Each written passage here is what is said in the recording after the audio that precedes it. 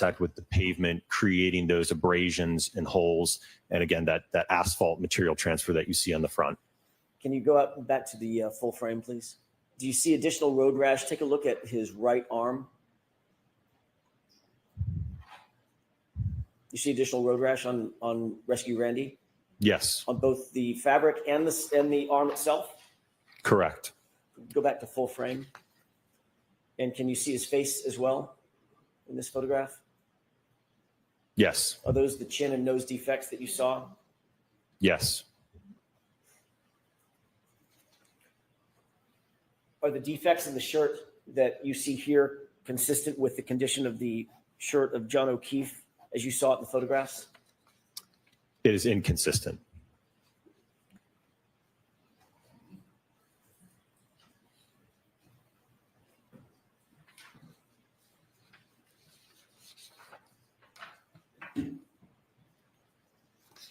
May I approach, Your Honor? Yes.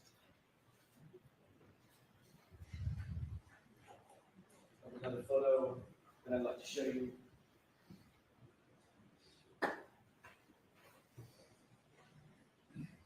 Do you recognize what's depicted in that photograph? Yes. What is that? We can take this down.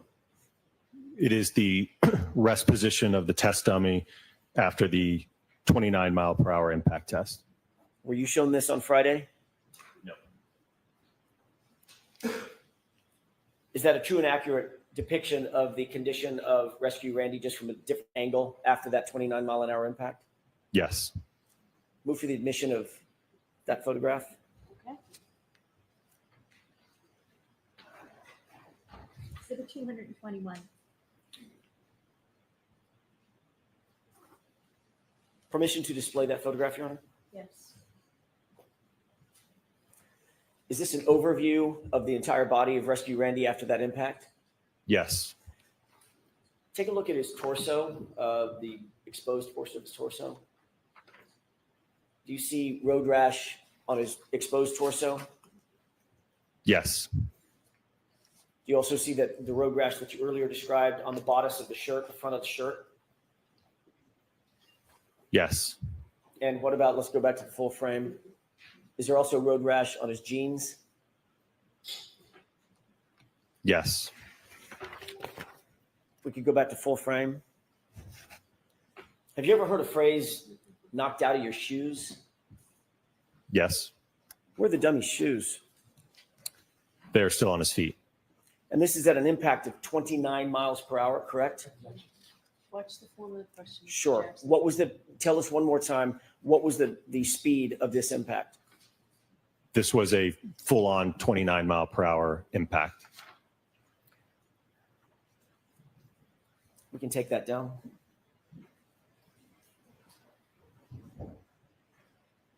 May I approach? Yes. Take a look at that photograph and tell me if you recognize what's depicted in it. Yes. What is that? It is the back of the test Lexus after the 29-mile-per-hour impact test. Is that a true and accurate depiction of the condition of that Lexus following that 29-mile-an-hour impact? Yes, and I should be more specific. It's post the 29-mile-per-hour impact with the test dummy, not just the arm. Understood. Thank you. The collision that caused the damage to Rescue Randy that we've just been looking at. Correct, yes. Okay. Move for the admission of that photograph, Your Honor. Okay. 222. Permission to display that? Yes. Is this the photograph that we were just talking about?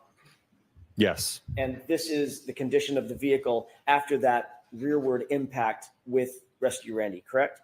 Correct. Did the subject vehicle photographs that you looked at, were those consistent or inconsistent with this photograph? Those photographs were inconsistent compared to the test. Was there anything consistent about the shirt that you were shown on Friday, the left sleeve that you were shown on Friday with John O'Keefe's actual sweatshirt? Was any of that consistent with? Correct. Was that consistent or inconsistent, now that you've seen all the photographs, with the condition of the shirt that John O'Keefe was wearing on January 29th? The test clothing was inconsistent compared to that of Mr. John O'Keefe's. Thank you.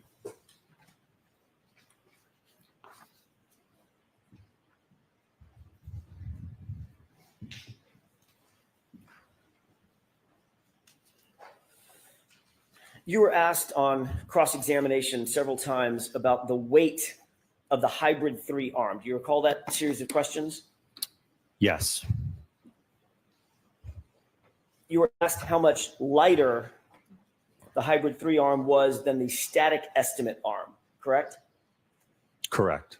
I want to make sure we're clear about this. The hybrid 3 arm is the physical arm that you attached to the ATD and did testing with, correct? Correct.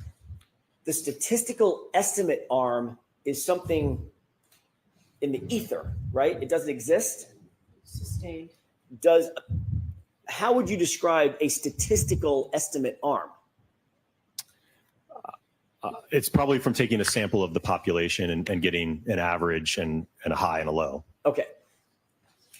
That's not is that a physical arm? You can touch and feel? No. Do you have any information based on everything that you've reviewed at all about the actual weight of John O'Keefe's right arm? Nothing in terms of a weighed measurement of the arm. No.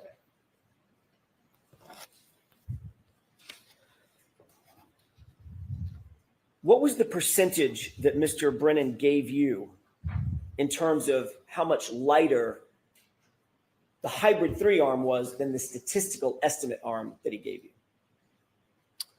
From what I recall, I think the percentage was 26%. Did you calculate that yourself, or did you take Mr. Brennan's word for it?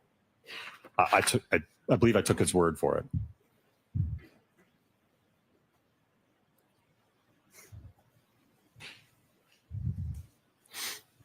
Do you recall what the weight of the hybrid 3 arm was exactly? 9.38 pounds. What is the difference, if you can calculate, what is the difference between what was the statistical estimate arm, the number that Mr. Brennan gave you? I think I heard him say 11.8, but I also think he said at one point 11.6. So I'm not sure of the kind of the final number he landed on. Does Sustained. Ask the question. Stop striking the end. does 11.86 sound right? Yes, Okay. Let's use 11.86. Do you have a calculator with you? I do. With the court's permission, could Dr. Wolf use a calculator if he needs to? Yes. Thank you. What's the difference between 11.86 and 9.38? Just in raw numbers. You're looking at just the difference between those two? Subtract Okay. 9.38. 2.48. Does that mean there's a 2.48 pound differential between the statistical estimate arm, the heavier arm, and the 9.38 arm from the hybrid 3? Yes, that's the difference in pounds. All right. How would you calculate how much lighter? What's the proper way to calculate how much lighter in terms of percentage the 9.38 arm is? you would want to do a percent difference calculation.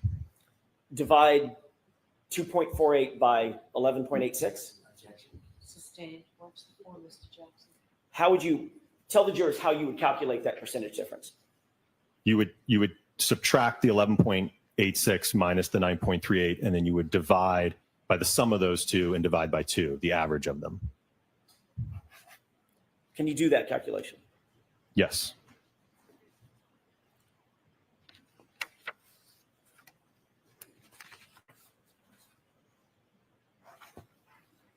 Okay. And what's the number? 23%. Not 26%? Sustained. Is 23% smaller or not, or larger than 26%.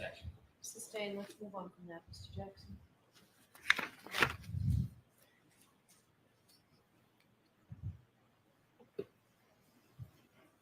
What is the number that you get if you were to divide 2.48 by 11.86?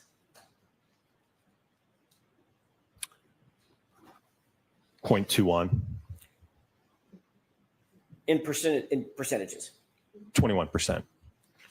Thank you. Was the hybrid 3-arm 21% lighter by that calculation than the 11.86 estimate arm? Yes.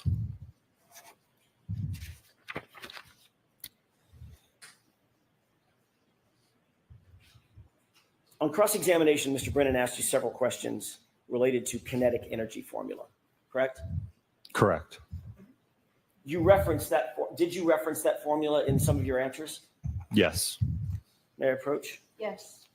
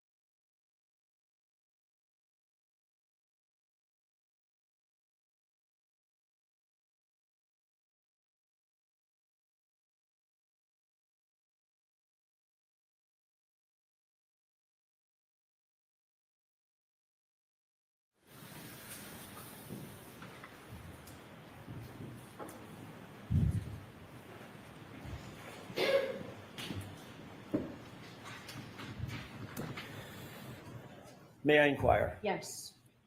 You're looking at something that's been identified, a document that's been identified as 3 X's, XXX. Do you recognize that? Oh, you're not looking at it. Sorry. Not yet. You see it now. Yes. Do you recognize what that is? It is the formula for kinetic energy. With that, Your Honor, may we display the formula? We don't have to cut the lights. I think it'll be very obvious. Yes. Can we bring the lights back up and see if that's visible?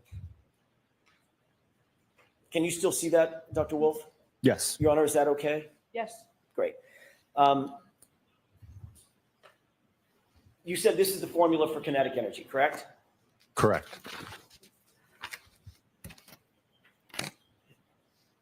you were asked a series of questions about whether the weight differential in the hybrid 3-arm would make a significant or material difference in your testing as it pertains to the velocity of the vehicle that you were testing. You remember those questions? So watch the form again. Ask it differently. Just foundationally, were you asked about weight differential of the hybrid 3-arm? Yes. Were you also asked about whether it would make a material difference to the testing if you didn't adjust for the velocity? Sustained. What were you asked in terms of, what was the question that was posed to you about the weight of the hybrid 3-arm versus the velocity of the testing? That there would somehow be an influence on, I think, wanting to make a reduction to the velocity of the vehicle. Does that make mathematical sense to you? Sustained is to that point. Would that have a material difference? With the weight of the arm, that 2.48 pounds, would that have a material difference in the testing that you undertook? No. Why is that? Well, to start, that's one of the reasons why we went above and beyond the 24 miles per hour to impart significantly more kinetic energy to the arm. So if you look at that equation, it's a quadratic equation because you're squaring the velocity. So if you double the velocity, you quadruple the amount of kinetic energy. So you get a significant increase in small changes in speed because of that speed differential. Did you do a test with just the hybrid arm contacting the taillight at 24 miles per hour? Yes. Did you also do a test with that hybrid 3-arm contacting the vehicle at 29 miles per hour? Yes. I'd like to talk about those two tests. Okay?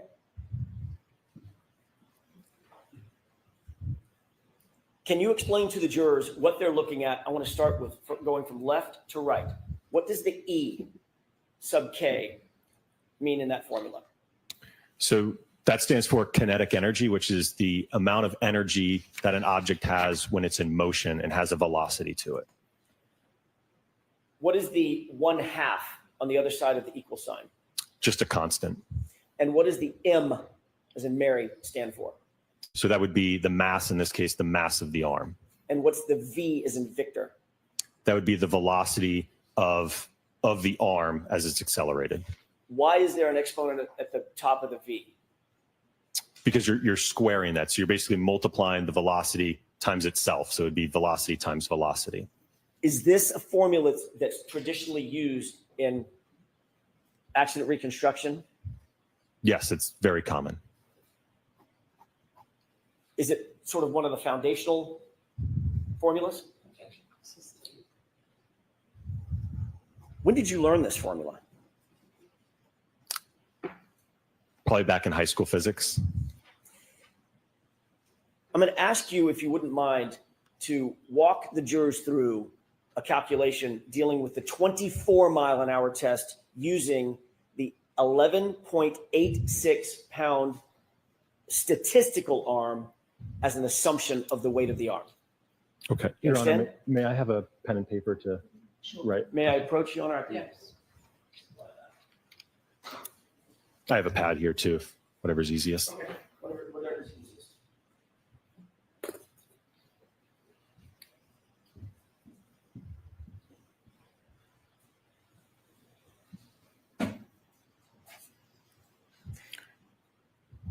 If you assume the mass of 11.86, that's the statistical arm weight,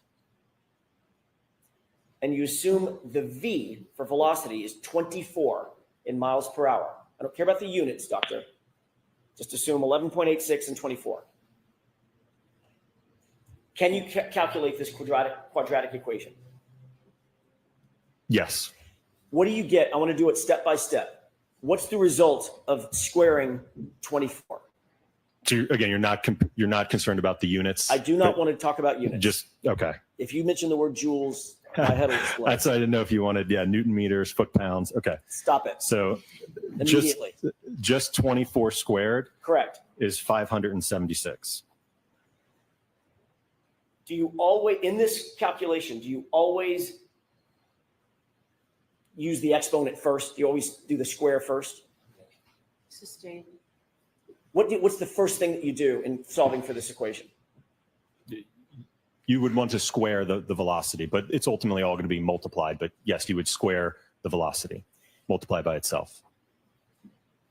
What's the next step after you get 576? Again, assuming we're not concerned about units, you would multiply by the 11.86. Can you do that for me and tell me the answer?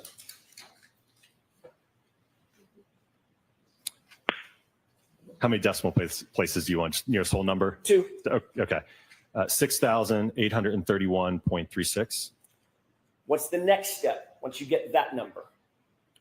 You would multiply by 1/2 or 0.5. Can you do that for us, please? That'd be 3,415.68. What does that represent in terms of the energy into the taillight? I realize that we're not dealing with the proper units, but does that represent anything as it relates to the energy that's imparted on the taillight? That would be the energy to the arm. Okay. That's being transferred. Understood. 3,415.68. Is that right? Correct. And that was at what mile per hour? 24. Let's move to a different equation. Okay. Now I'd like you to presume different numbers. I don't know what the question is.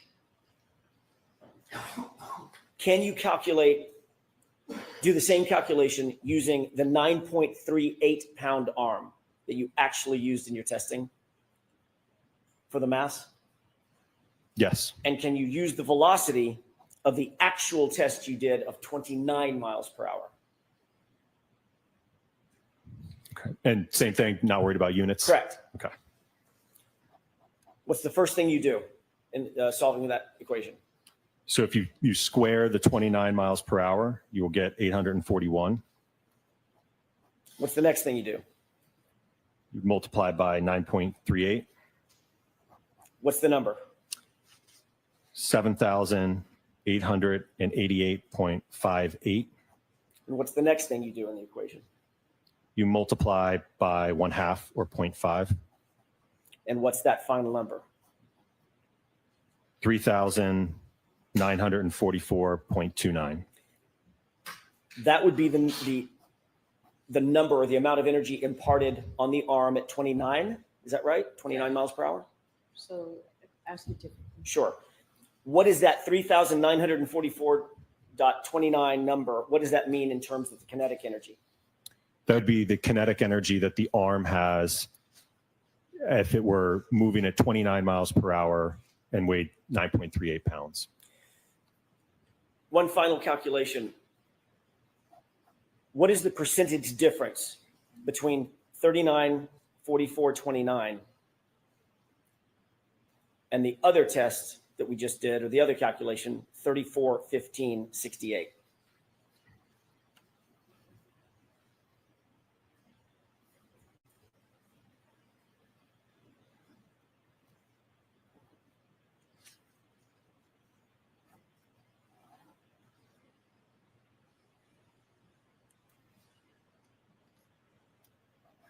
So in terms of a percent difference, again, when you're subtracting the two and then dividing by the sum divided by 2, so that's basically the average of the sum, it is 14% difference.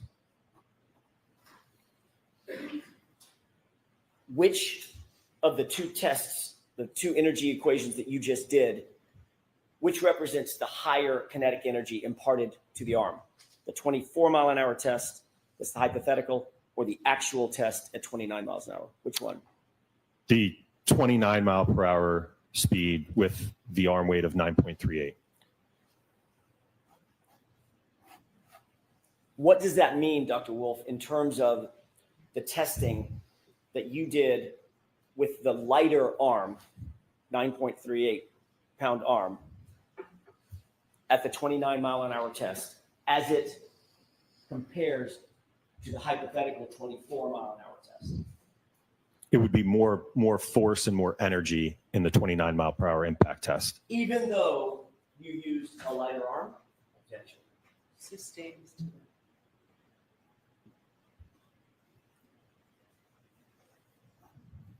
And what was your opinion and conclusion as it pertained to the subject taillight using the 29-mile-an-hour test? What was your opinion and conclusion as it pertains to the subject taillight? Was that consistent or inconsistent with the damage that you saw on the 29-mile-an-hour test? It was inconsistent.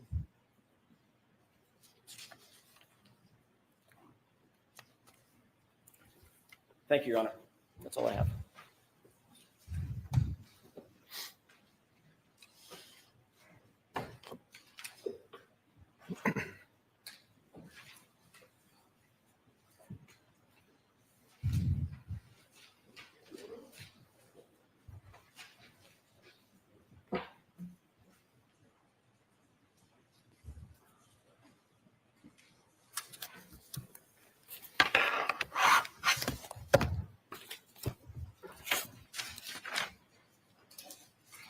May I, Your Honor? Yes.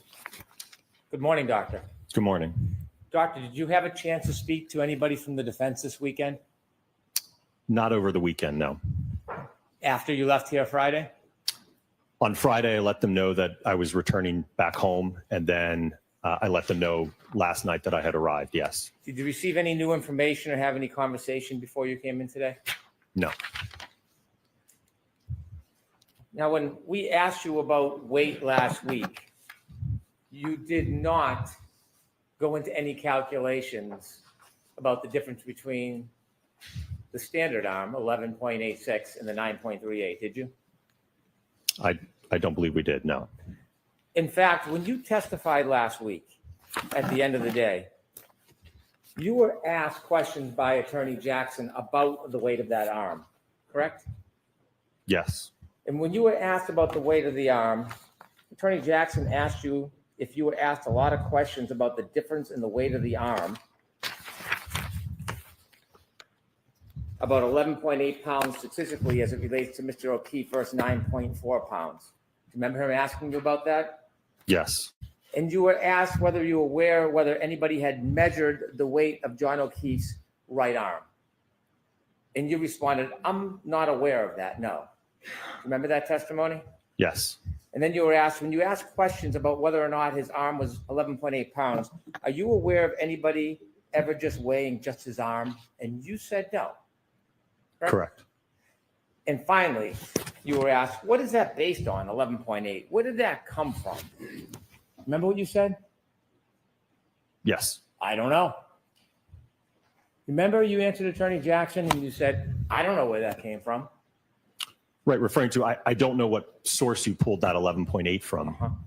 And so you were suggesting that that is just a number pulled out of thin air, right? System. Was that a surprising estimate, 11.8 to you? I don't know that it was surprising, I don't know what your source is for it. Well, when you engage in accident reconstruction, you never just take somebody's limb and sever it and throw it on a scale, do you? I'm not usually doing that part of the analysis, no. So when you're relying on body weight and different parts of the body, there is strong statistical studies that give you a guide, isn't there? I would agree with that, Well, yes. the number's just on the thin air. If you're doing a study and you have to figure out damage to an arm or a foot or a leg, and you have to come to an estimated value or weight, you have to get that information from somewhere, don't you? I would agree, yes. So you just make it up out of thin air. You have to find a resource, a reliable, vetted resource. True? I would agree. And that's what you do. In some instances, yes. Well, in this case, you chose an arm that was 9.38 pounds. Where did you get the support that the 216-pound, 6'1" man would have an arm that weighs 9.38 pounds? Where did you get that from? Well, it's conservative from the standpoint, if you think about one of the equations we talked about last week, force is equal to mass times acceleration. So if we take the acceleration data from our test and we multiply it by a lighter mass, the 9.38 pounds, it's less force to the arm. So now if you want to increase the mass of the arm, you're now talking about a greater net force to the arm. So it's conservative from a force perspective. Put aside your story about the force perspective. My specific question is, So it's sustained, ask the question differently. I'll ask you again, Doctor. Tell us where you got the 9.38 pound value from when considering a 6'1",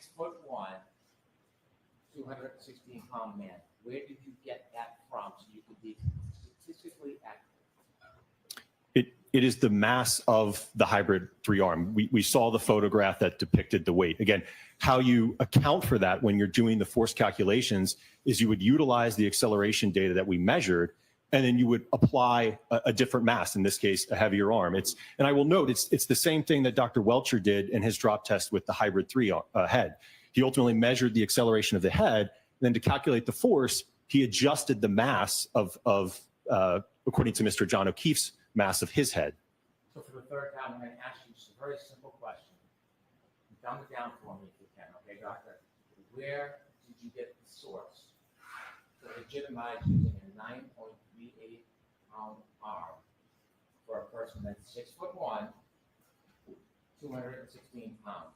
Where did your source to say that arm is validated for use for that size man? Where is that? Again, it's the weight of the ATD arm. That is what the 50th percentile arm weighs. As I mentioned, in our field, it's accepted to utilize the acceleration data, and then you adjust the force based upon an increase in mass. Is that your answer? Yes.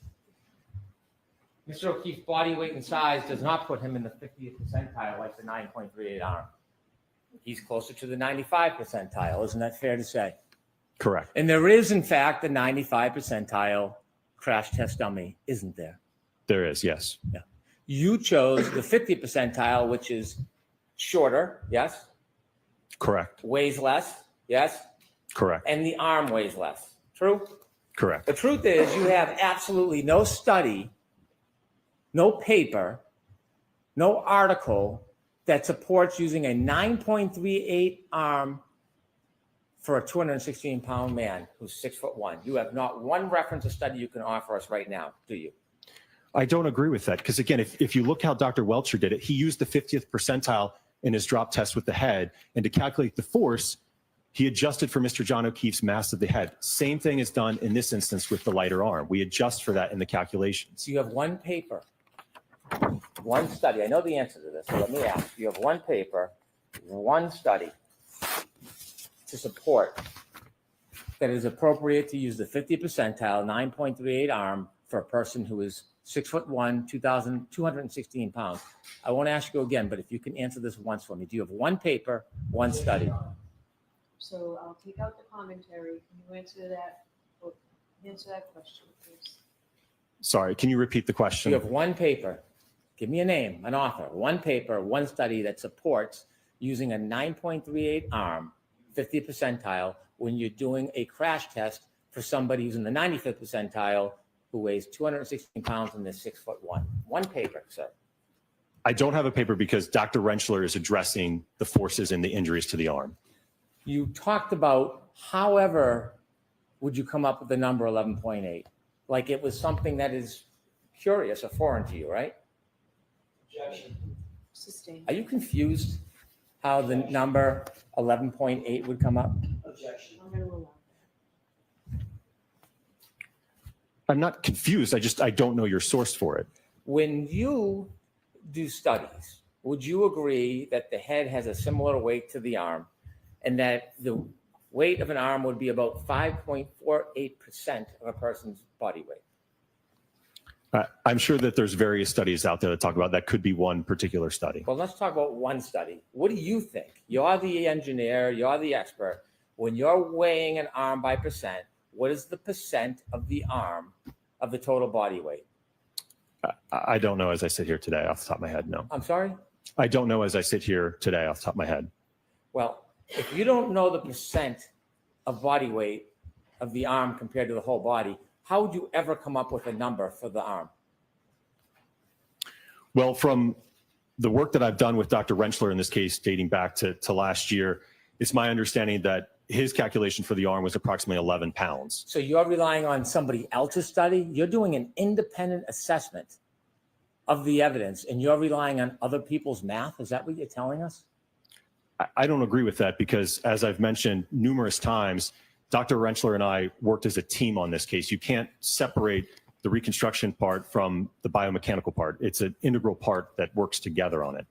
Would you agree that the arm is about statistically vetted, that it's 5.48% of the total body weight? Would you agree with that? It sounds about right, but again, I Okay. don't have the percentage off So the top if of you my head. take 5.48% of a 171-pound man, which is the crash test dummy you were using, the 50 percentile, what do you get? You said 5.48%? Yeah, Just over 9 pounds, okay. Close to 9.38? 9.37. Okay, now when you have 216 pounds, 5.48%, 11.8. 11.8. Sound about right, doctor? By that calculation, yes. Okay. Now, you said you had some confusion where I'd get that number from, this 11.8. Do you remember that? Yes.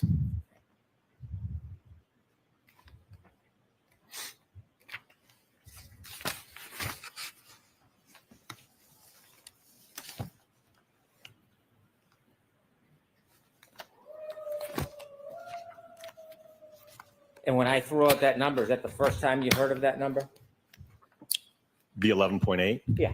Yes. Or 11, is that the first time you heard of it from anybody, 11 pounds? Is that a new number to you? I don't understand your question. Well, you're saying that when Attorney Jackson asked you, where did Brennan get those numbers from? You said, I don't know. Remember that on Correct. Friday? Do you know where I got the number 11 pounds from? 11.8 Yeah. or 11? 11. As I just mentioned, last year, I believe I testified in a previous proceeding that it was about 11 pounds. Yes. Your testimony, 11 pounds. Your prior testimony, right? Yes, You testified before under oath in this case, didn't you? correct. And when you testified under oath and you were giving a general estimate about the pounds of Mr. O'Keefe's arm, based on your experience and your training, you said it was around 11 pounds. Those are your words, right? Correct, yes. Under oath, Yes, right? You can't delete something that's under oath, right? System. And so when you feigned confusion on Friday about this 11 pounds, Sustained.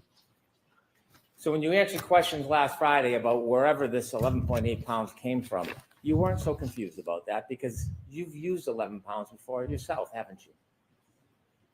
yes, but again, I don't know where you got that 11.8 from, so Well, we just did the math, didn't we? yes, Okay. And you used a calculator to help you, didn't you? I did, yes, Calculator works.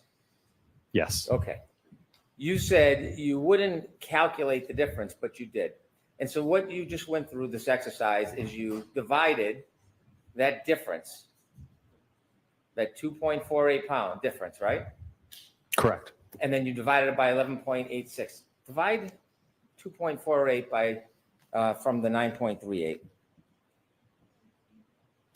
Okay, What percentage do you get? 26.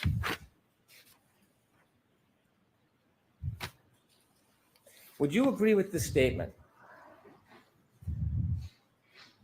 about whether the arm and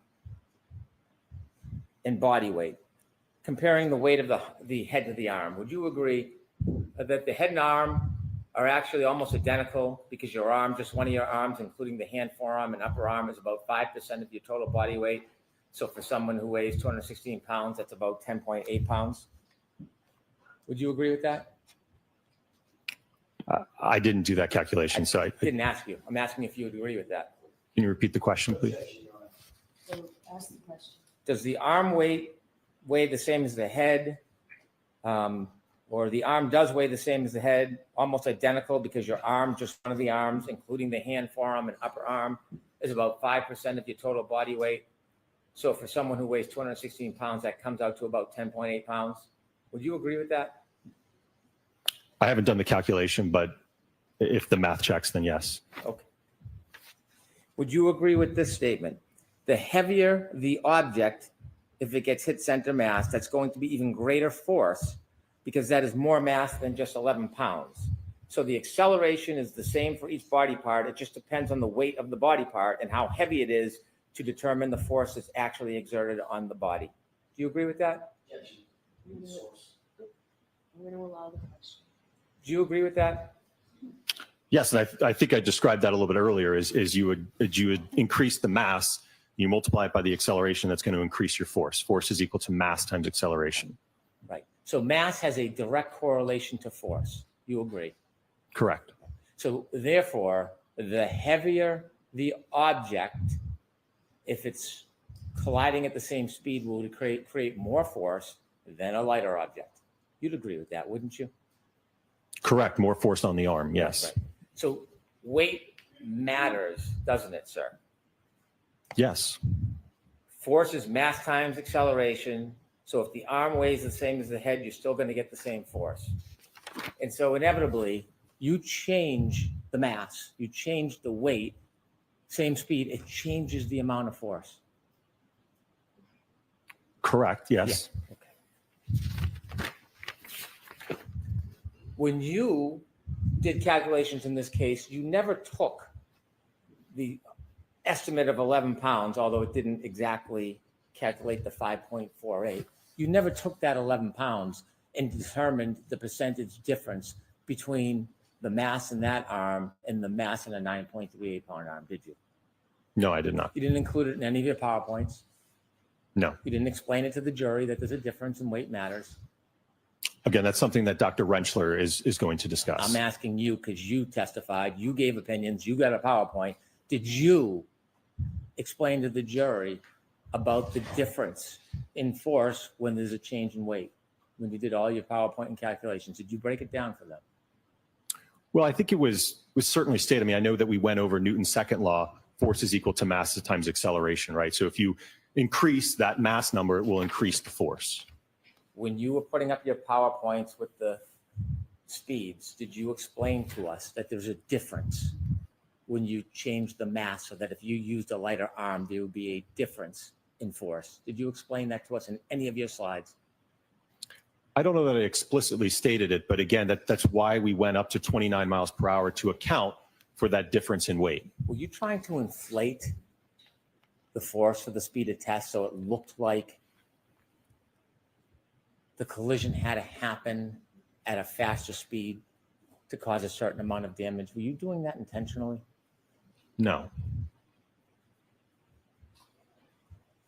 You didn't overstate the mass. You didn't use an arm that was 14 pounds that would have created the opposite illusion, right? You used a weight that was lighter than Mr. O'Keefe's estimated arm. Right, because again, it goes both ways. If you increase the mass of the arm, you increase the force on the arm. So there's going to be more force acting on the arm. Let's talk about your studies with Mr. O'Keefe's sweatshirt and his arm, and you gave some opinions about what you would expect for damage to his arm. When I asked you on Friday whether you had any support, any vetted journals, learned treatise, any support whatsoever about whether you should use a crash test dummy arm for these types of studies, you didn't have any support on Friday. Do you have any today that you can refer to? No. Putting aside the fact that you have absolutely no professional studies or journals to support that you should be using a crash test dummies arm for these types of tests, are you aware of the expert literature in this case that the opposite, you specifically should not use crash test dummies when you're trying to do this type of analysis on clothing and a person's body? Are you aware whether that exists? I'm not aware of those studies, no. As a inquisitive engineer, wouldn't you want to know if there was legitimate studies in your world, in your profession, that suggest or states that you should not be using crash test dummies to determine injury to the arm as far as lacerations? Would you want to know that? I think, again, you're getting confused between my role and Dr. Renfro. Can I finish, please? No. Objection. Okay, so No. no comment, Mr. Brennan. Answer the question, please. I wasn't addressing the lacerations or the abrasions to the arm, sir.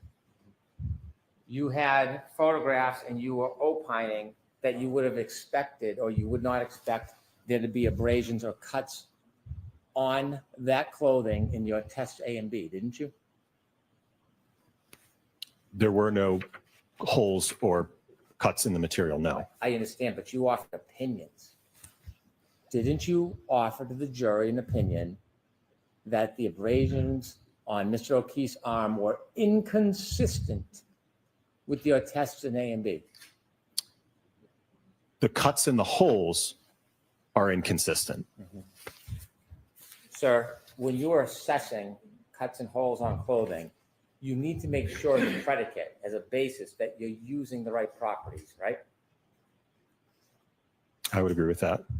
And so if there was literature directing that you should not use a crash test dummy to assess injury on an arm, would you follow that instruction or would you do it anyways? Again, you keep saying injury to the arm. I was looking at what happens to the material when it makes contact with the taillight. A crash test dummy's arm is harder than a human arm, isn't it? Yes, You push a human arm, it's like an indent. You can push in, can't you? yes, And that property of pushing in, if a cloth is on it, it is easier for a cloth to tear pushing in than if it's hard, isn't it? I don't know that I agree with that. Well, do you disagree with that? Well, the hybrid arm is a vinyl flesh, so it's not rigid. Do you disagree with what I just said? Can you repeat your question? Sure. Human arm, softer than the hybrid, yes?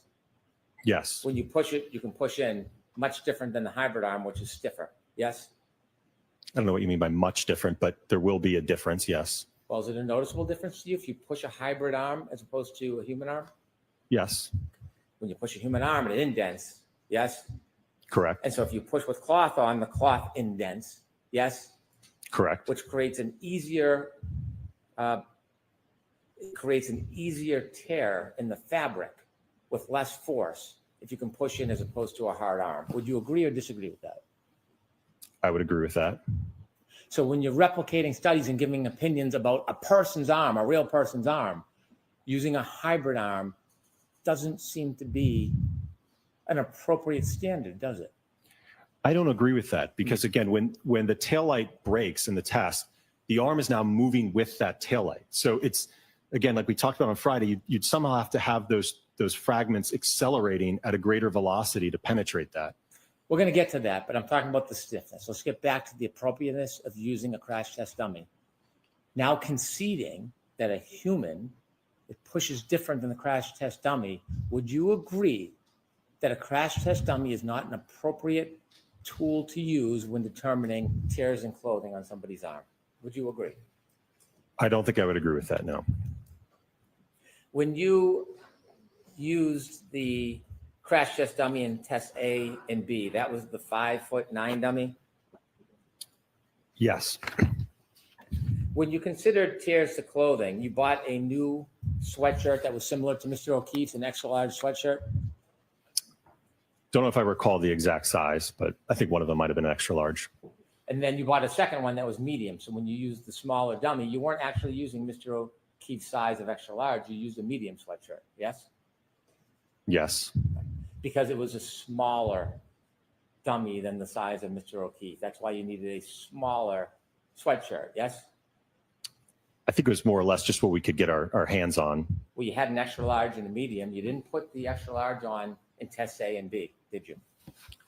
I don't recall off the top of my head what sizes were on each test. Okay, could we show a picture of A to remind Dr. Wolf?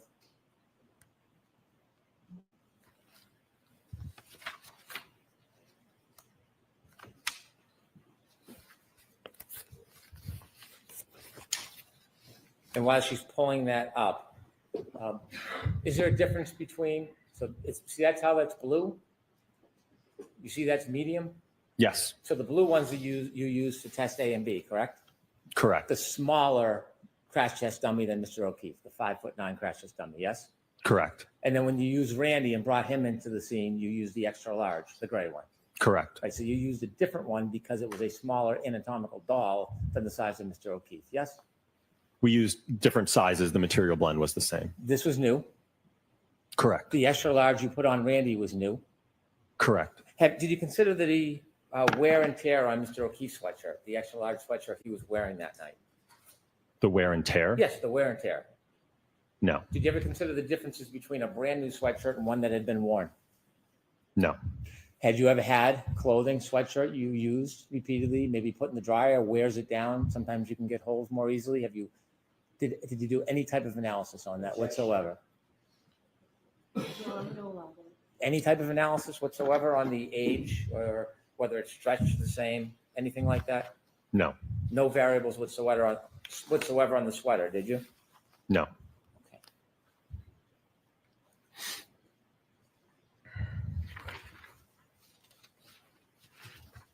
Does it matter whether or not the sweatshirt is tighter or looser or how it fits the body? Is that any part of your consideration? No. Have you ever done testing like this before for clothing?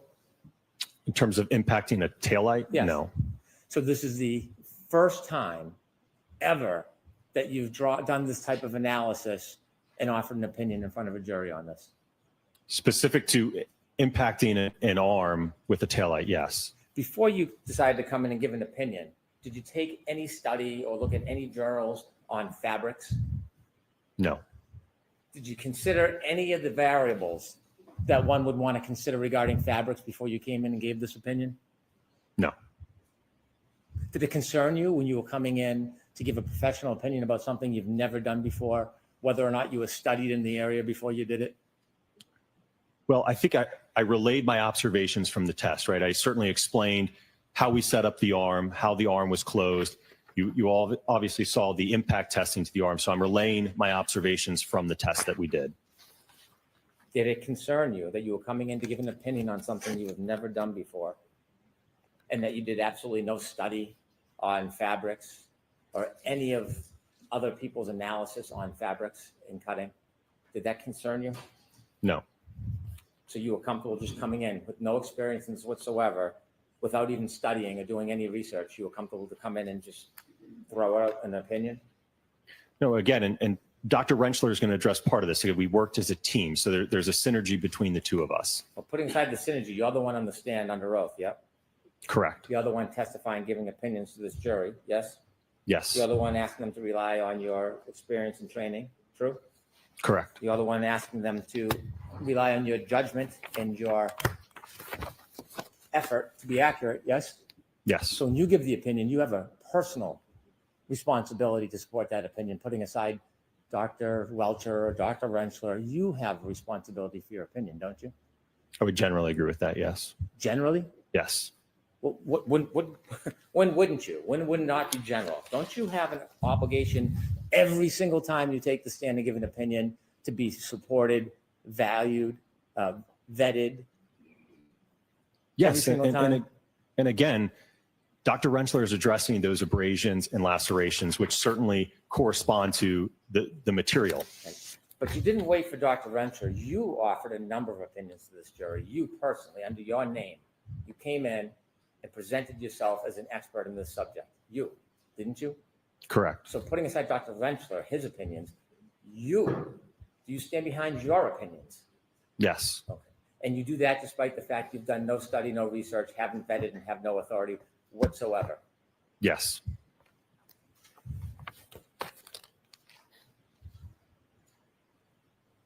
You wrote a report back on February 12, 2024. Correct. In February 12, 2024, do you remember talking about injuries to the arm and damage to the taillight? Generally, yes. Okay, that's fair. Do you remember writing in a report, it is significant to note that the injuries have been classified as abrasions, and analysis of the autopsy photographs indicates minimal bleeding or lacerations of the dermis. So the report that you're referring to is a joint report authored by myself, Dr. Rentschler, and Mr. Scott Klein. So that would have been a portion drafted by Dr. Rentschler addressing the injuries. I see. So in this report, it has your name, Dr. Rentschler, and another person, Scott Klein, yes?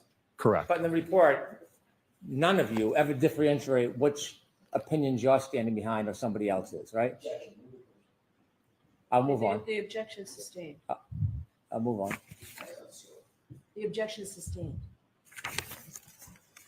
Did you agree with that? Sustained.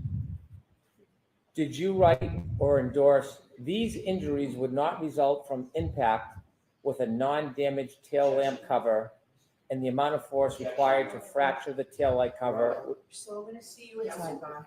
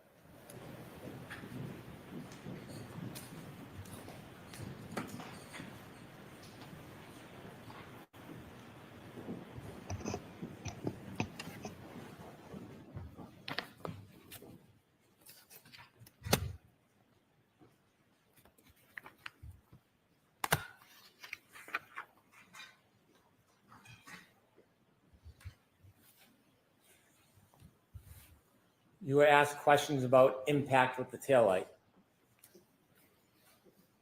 And in fact, in one of your answers to me today, you talked about after a vehicle collides with a pedestrian, there's continued movement between the vehicle and the pedestrian, isn't there? Correct. And so while glass that, or plastic that shatters from a taillight might not impale clothes of the skin, would you agree if your dummy wasn't restrained, when the Lexus collides with the dummy, there'd be continued contact for some time, extended contact between both the dummy and the taillight? Well, the arm, as is demonstrated in the test, would be moving at roughly the same velocity as the vehicle. Yes. And don't you think that the vehicle would continue to drag the arm until the body either was thrown or spun off? Would you agree with that?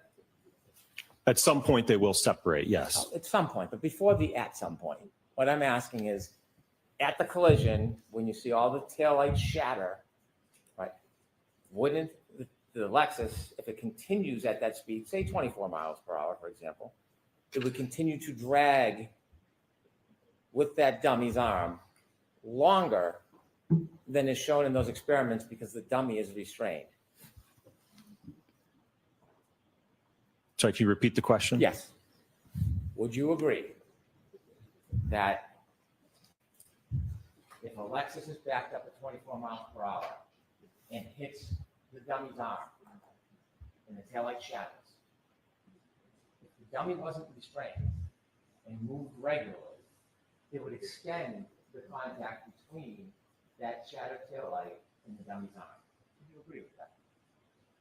It would move with the vehicle until it got pushed out of the way, just moved to the side, And yes. so what you're saying is it would move with the vehicle but wouldn't touch the vehicle?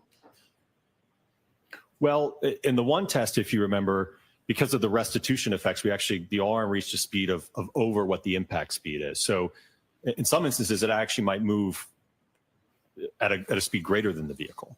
Fantastic. In some instances, would it move slower and be dragged by the vehicle's broken taillight? Dragged? Yeah, I don't know so if when I say understand. drag, push. How about we use the word push? Pushed by the broken taillight. Could that happen? The arm would move with the taillight until it moves out of the way. So you're saying it would move with or faster, but never would slow down where it gets pushed by the car? It's moving with the vehicle, sir. I don't understand your question. Well, no. You said it moved with the vehicle. Sometimes it moves even faster, suggesting space between the broken taillight and the arm. That's what you're suggesting, right? Correct. So it can move with, it can move faster. Can it ever move slower and the vehicle pushes and drags against the arm? I mean, it might be able to move a few miles per hour if it doesn't have as much of a center of mass hit, but it's still going to move out of the way because it's on a joint. I understand, but before it moves out of the way, could it be pushed by that broken taillight? That's the simple question I'm asking you. Could it be pushed by the broken taillight? Just moving adjacent with the taillight, just moving along. Yes. Would you agree with this? If you have an arm struck at 25 miles per hour, significant more damage that taillight shatters, hits and moves forward into arms, parts of taillight pushed into arm as vehicle pushes forward and pushes arm out of the way. So the word push, would you agree with that general characterization that the broken taillight can, in fact, push the arm? Would you agree with that? Generally, I guess, again, it would move with the vehicle, the arm together. Not move with. I'm asking you if you would agree about pushing. Would you agree with that?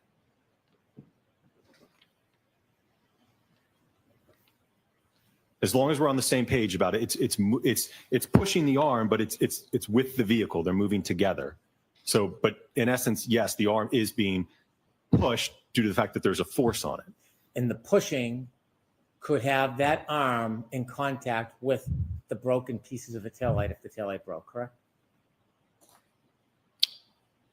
Just moving at a common velocity. the operative word here is push. And so do you like to agree with me? Or you could disagree with me. Can the broken taillight push the arm so it contacts and provides force against it? Could that happen? Yes.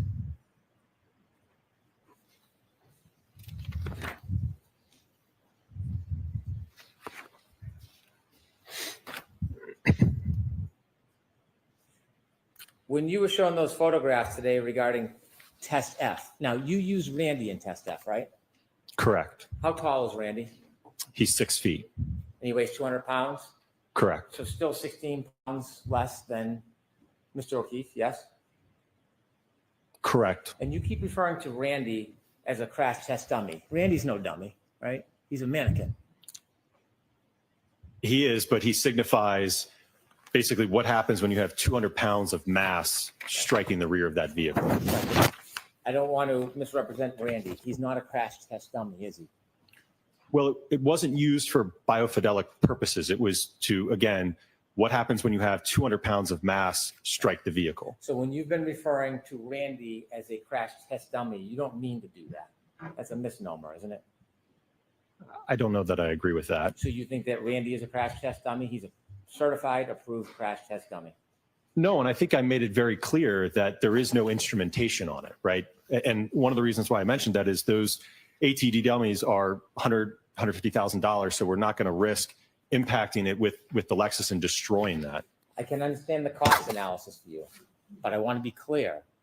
He's a mannequin. It's used by firefighters and drills pulling a body, dead weight, out of a house to replicate certain scenarios. That's what Randy was made for, yes? He can be used for those, yes. Right. He's not a crash test dummy in the parlance of a legitimate studied crash test dummy, is he?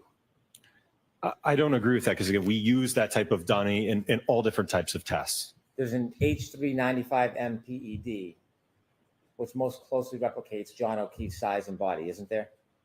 Correct. You didn't have that when you did your test, did you? No. When you do crash tests, you can put a magnetic control on the crash test dummy, so upon impact, it releases and is thrown. You could do that, couldn't you? That is one way, yes. Right. So that way you don't have to put the dummy on a forklift, and then it creates a different scenario than real life, correct? That could be one way that you could do it, yes. It doesn't impede any roll or drag when the dummy's hit. That's one reason you would do that rather than a forklift, yes?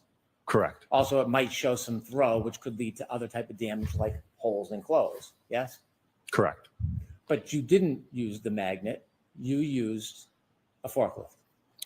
Because, again, the purpose of the test was to evaluate, we talked a lot about those time frames, right? That 10 millisecond window. It's to look at, from the vehicle damage perspective, what happens to the taillight, right, in that interaction. And then ultimately, what is the acceleration that the arm experiences in that 10, 15 millisecond window, right? What happens 1 second after, 2 seconds after? Again, that wasn't of concern for me in my analysis. You didn't use a magnet. You used a forklift, right? Correct. And when Randy went for a ride, you didn't expect him to break off the string and slide across the street, did you? We didn't expect him to. You didn't expect him to be thrown. You didn't expect the string on the forklift to break and then Randy to go flying. You didn't expect that, did you? Oh, I certainly expected that. So you expected a throw with that. Yes. And the street has hard concrete and it has a lot of irregularities to it, doesn't it? It's asphalt, yes. Yeah. In the photos that you were shown today on redirect examination, did the defense show them to you during the direct examination? Any of those? No.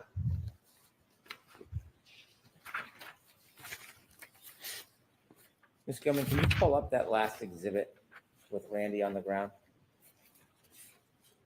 I think it's exhibit 221. Okay. And so this is Randy, right, doctor? Yes. Zoom in a little bit, please. What's that red thing near his shoe?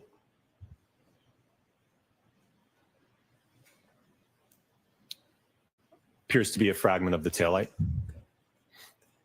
Can you zoom out? Could you go back an exhibit to the one before? Could you zoom in? Did you see any tail light fragments on his body or in his clothes? I can't tell from here. Could we have the exhibit before, please?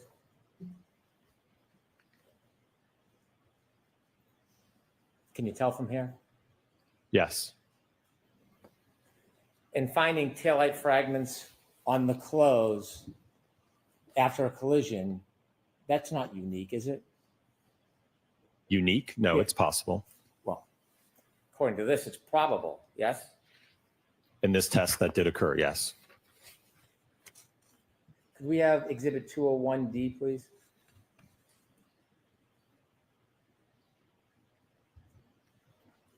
Do you know what this is, doctor? Did you see this picture in your analysis? Don't know if I recall that specific photograph. Do you know this is taillight shards found in Mr. O'Keefe's clothing? Objection. Sustained. Did you consider this photograph during your analysis before you gave your opinions regarding cuts and tears and lacerations? No, sir. Can you take that down, please? When you did your analysis, did you know that a drinking straw was found on the concrete on the street in front of 34 Fairview? I don't know if it was on the concrete, it might have been on the asphalt, but I do recall a drinking straw, yes.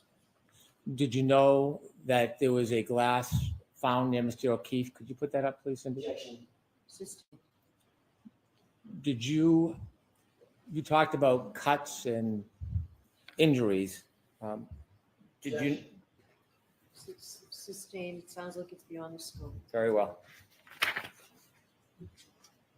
When you did test D,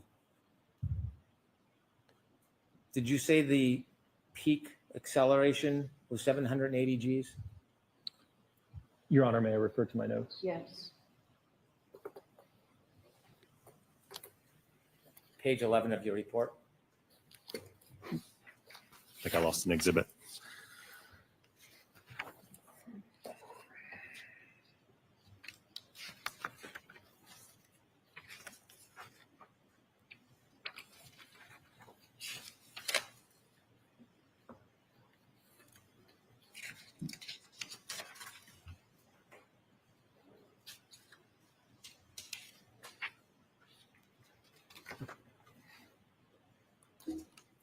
Okay.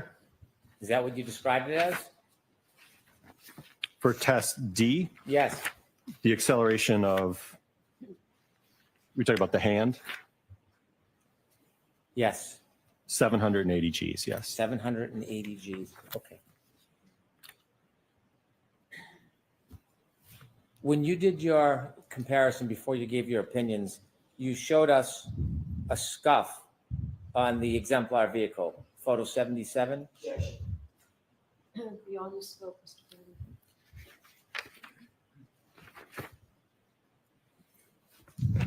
A few more questions, Dr. Wolf. You showed us holes in Randy's sweatshirt from test F. You remember that? Yes. And you talked about what you would or wouldn't expect in a collision as far as holes. And did you say something like that was inconsistent with Mr. O'Keefe? Yes. That's what you said on redirect, right? Correct. Okay. Did you consider whether there were holes in Mr. O'Keefe's sweatshirt separate from the holes in the arm? Sorry, can you repeat the question? Yes. When you were making that opinion about consistent or inconsistent, did you ever consider whether there were holes in Mr. O'Keefe's sweatshirt other than the right arm? Well, I know that there was cutting to the, May I approach and retrieve the exhibit, Your Honor? Yes. Excuse me, sir.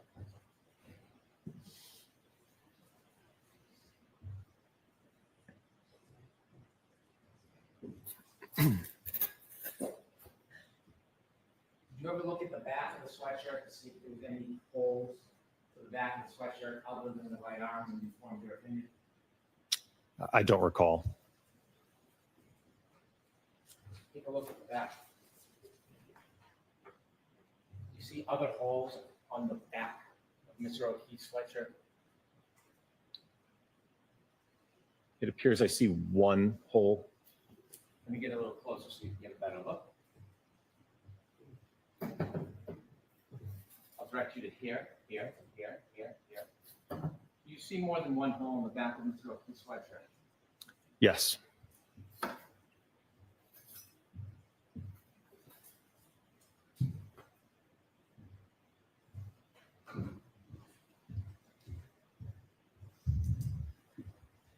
When you were forming your opinions that the collision would be inconsistent to damage to Mr. O'Keefe's sweatshirt, did you consider that Mr. O'Keefe may have fallen or landed on his back? Well, in looking at those holes, they're inconsistent with road rash. And again, to get those kind of holes, you have to have prolonged sliding contact on a rough surface. Did you consider that Mr. O'Keefe may have fallen or landed on his back? Well, if you just fall and land on your back, you're not going to be sliding to get those abrasions and tearing. And again, those are not consistent with road rash. Didn't ask that question. Did you consider? Sorry, Did you consider whether Mr. O'Keefe had fallen or landed on his back? No. Did you know about or consider the multiple holes on the back of his sweatshirt when you came and formulated your opinions? No. You did no studies whatsoever about the damage to the sweatshirt if he fell or landed on the cold, hard ground and had broken taillight shards in his clothing, did you? No. I have no further questions. Yeah, just a moment, Your Honor.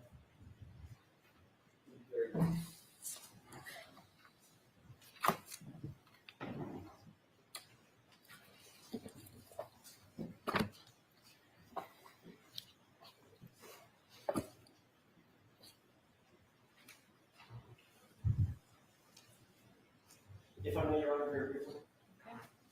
You were asked by Mr. Brennan, give me one name, very dramatically, of someone. The objection sustained. You were asking me one name to support using a 50 percentile hybrid 3 in testing forces on a 216-pound man. Do you remember that question? Yes. How about the name Judson Welcher? How about that name? So the objection sustained. Did Judson Welcher use a 50 percentile hybrid in his drop test? So that's sustained as to form. What did Judson Welcher use in his drop test? A hybrid 3 50th percentile male, the same that we use in our testing.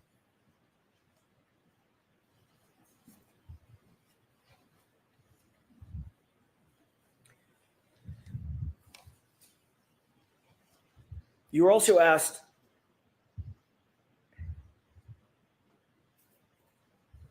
whether or not using that hybrid 3 arm with the same speed would have an effect on the force equation, on the force calculation, correct? Correct. And you agreed it might have a small effect on the force calculation, correct? So sustained as to form. This is just foundational, Your Honor. Sustained as to form. How did you answer that question? I'm sorry, can you repeat the question? Sure. Let me ask it this way. In the 29-mile-an-hour test with the hybrid 3 arm, were you going faster than 24 miles an hour? Yes. And what was the calculation again on the increased force that would be exerted on the taillight, on the arm, area of the taillight? 14%? Yes. So sustained. How much, what was the percentage that you calculated? The increase?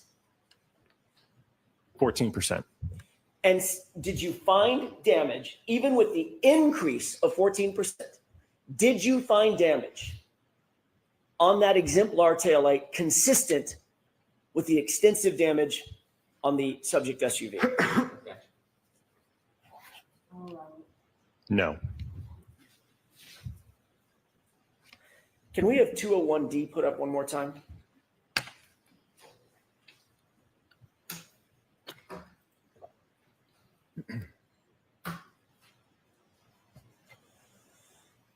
Mr. Brennan just asked you if you made note of these little red pieces, correct?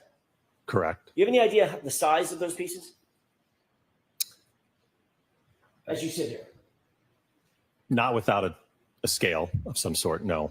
So as you sit here, do you have any idea what the size of those pieces are? I couldn't tell you as I sit here today, no.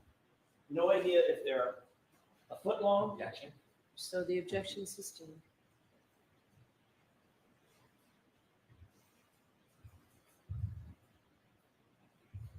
You were asked when shown this picture if you accounted for this in terms of damage to the garment, the sweatshirt, right? Correct. What if I told you those were, Objection. So the objection's sustained. He said he doesn't know the sizes. That's the end of that, Mr. Jackson. I realize he said he doesn't know. He was That's asked the questions. end John. of that, Mr. Jackson. Do you have Mr. Wolk, do you have the picture of the tin? The TIN, tin, the little round tin?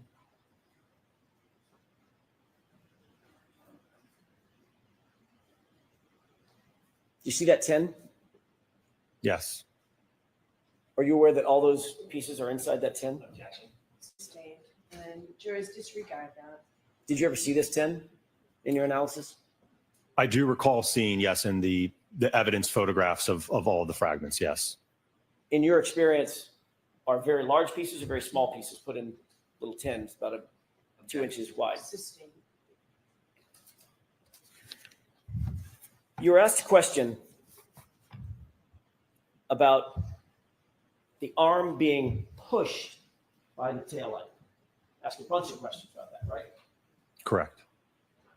You indicated, what did you say in terms of the contact by a vehicle pushing an arm? It's going to move with the vehicle until it separates.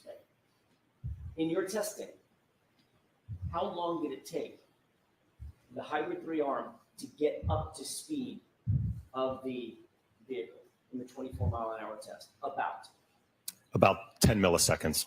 I'm sorry, say that again, louder. 10 milliseconds. 10 milliseconds, correct? Correct. So when you say the arm is being pushed, it's being hit, right? Objection. The objection sustained and it's struck.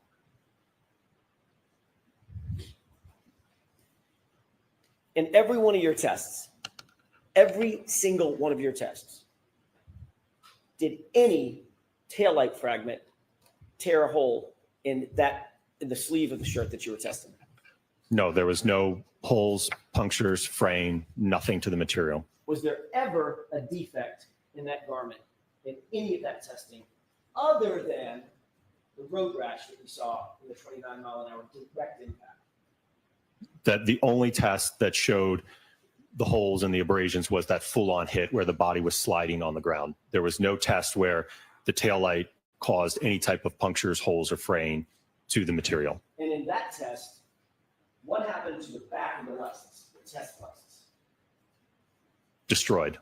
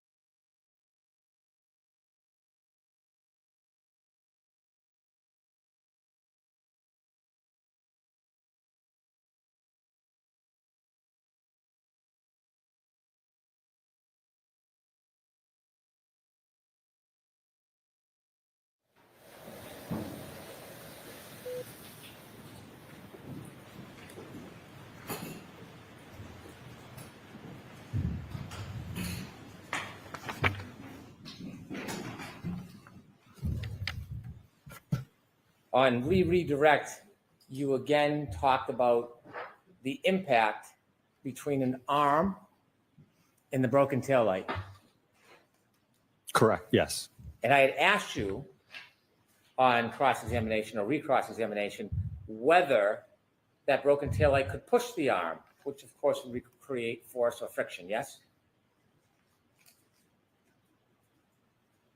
Well, once it's moving at a common velocity, I'm just not understanding your question then.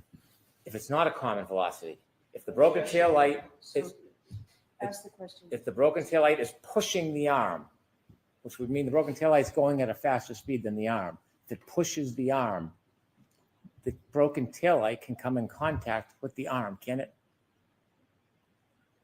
It's moving with the arm, sir. Okay, let me ask you this. Would you agree with this? If you have an arm that's actually struck at 25 miles per hour, you're going to have significantly greater damage, especially if there's a taillight that shatters. So if you have the taillight coming in, it's hitting the arm, it's moving forward into the arm. Do you agree with that? No, Dr. Rentschler, do you agree with that? so I'm going to allow it, strike. Do you agree with that? I'm sorry. Can you repeat? I can. If you have an arm that's actually struck at 25 miles per hour, you're going to have significantly greater damage, specifically if there's a taillight that shatters. So you have the taillight coming in, it's hitting the arm, and it's moving forward into the arm. Would you agree with that? I'm going to allow it. In reference to the greater damage, are we talking about damage to the arm? Do you agree with that phrase?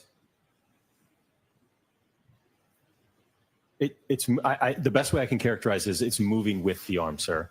So if that actually caused fracture of the taillight, then parts of the taillight are going to be pushed into the arm and likely embedded into the arm as the vehicle continues forward and pushes the arm out of the way. Do you agree with I'm that? going to allow it.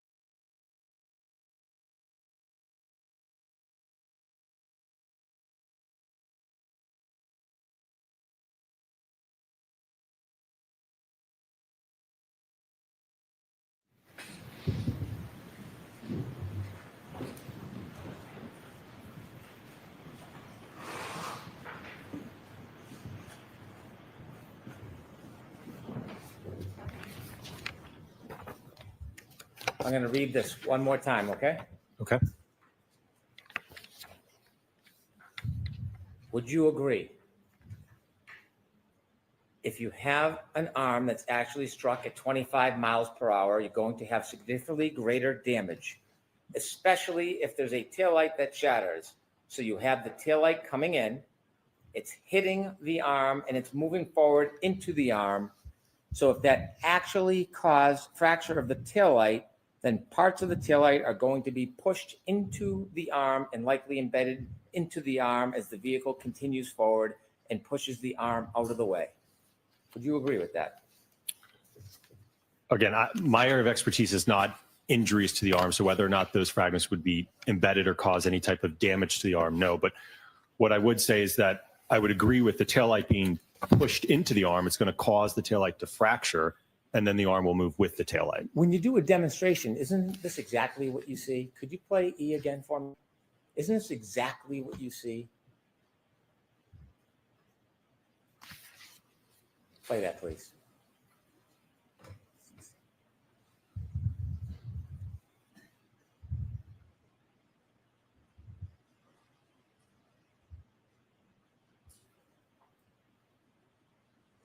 And now, stop, please.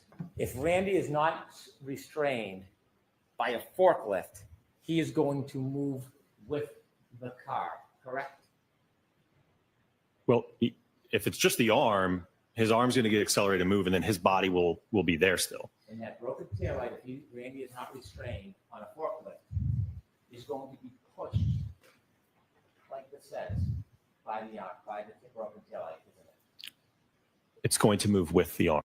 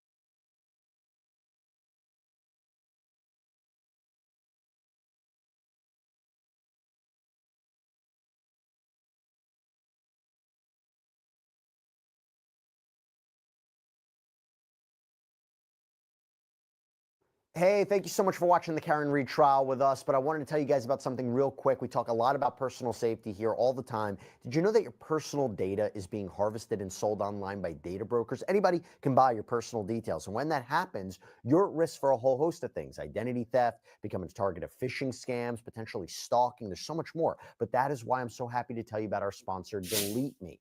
So Delete Me helps keep your personal information private. They found 35 data brokers with my personal information. They removed my data from a total of 54 listings. Doing that myself would have taken a full 8-hour workday, but that's why it's great to have Delete Me. And they will keep monitoring the sites for you so your information doesn't find its way back on there after the first removal. Using Delete Me has given me peace of mind about my family too, because if someone buys your data via data broker, they can see information about your relatives too. So right now, you can get 20% off of Delete Me and protect your personal data when you go to joindeleteme.com/LCLive and use promo code LCLive at checkout. That's joindeleteme.com/LCLive, promo code LCLive.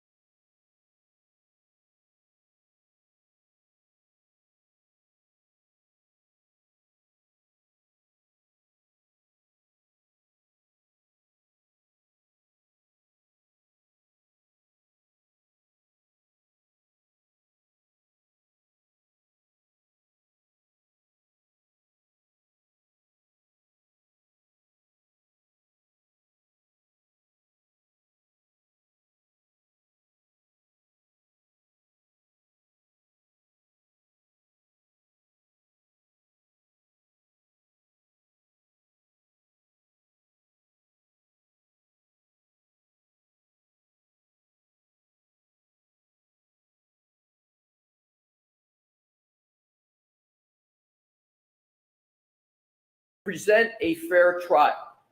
That has to be enforced at some point for Miss Reed to receive the fair trial that she and every other defendant in this Commonwealth is entitled to. All right, thank you.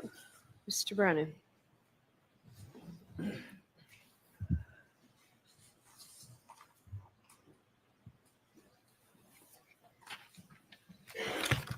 Your Honor, my brief review of the lab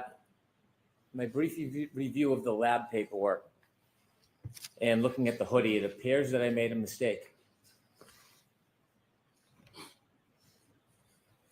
And so I think what should happen is there should be a curative instruction. There should be a stipulation. The court should instruct the jury that during Mr. Brennan's cross-examination, he asked Dr. Wolf about holes on the sweatshirt or holes on the back of Mr. O'Keefe's sweatshirt. The parties agree the holes were made by a crime lab technician. This was done inadvertently but should not have been asked. The court should strike the questions and the answers. And you should instruct the jury they are to completely disregard any questions or answers about the holes in the back of the sweatshirt. And the court should allow the defense to introduce the lab paperwork. All right. So I'm not going to allow the mistrial motion, Mr. Lessie.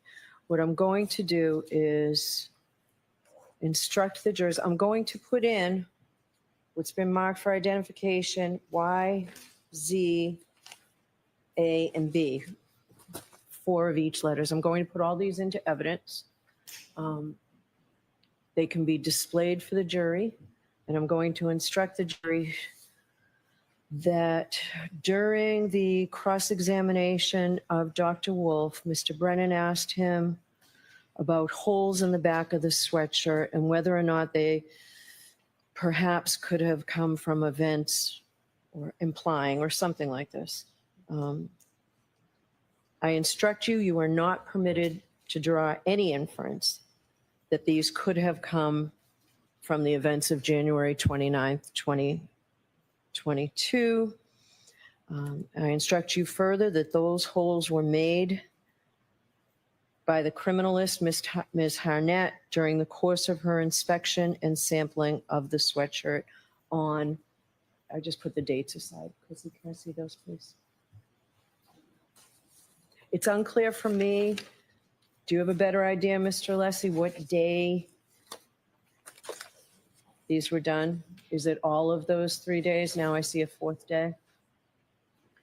5/11, no, I'm sorry, 5/11, 5/12, 5/11/2022, 5/12/2023, and 6/18/2023. Those are the 3 dates. Your Honor, on about May 18th, when the defense filed a motion to test. So that's the probative date. So May 18th? Yes, that's good. Okay. And that's 2023. Yep. All right. That's what I'm going to do. Is there anything further you want me to include in the instruction? Your rights are saved regarding the mistrial. I disagree with you on that. Your Honor, I'm not going to go any more into the argument, but I appreciate the opportunity to provide perhaps some further instruction for Your Honor. So I'll hear you. Go ahead. So the first, Your Honor, is with regard to 2 things. One, I would like the opportunity to have the hoodie sweatshirt held up. Because that's what Okay. happened. Yes. in Yes. these holes in the Yes. back. Yes. Thank you. So that's number one as part of the stipulation. And then I'm not wording it as a stipulation, and I'm not saying it was inadvertent. I am giving an instruction that they cannot consider it for this purpose, and I am allowing these to be placed into evidence. So it's not a stipulation.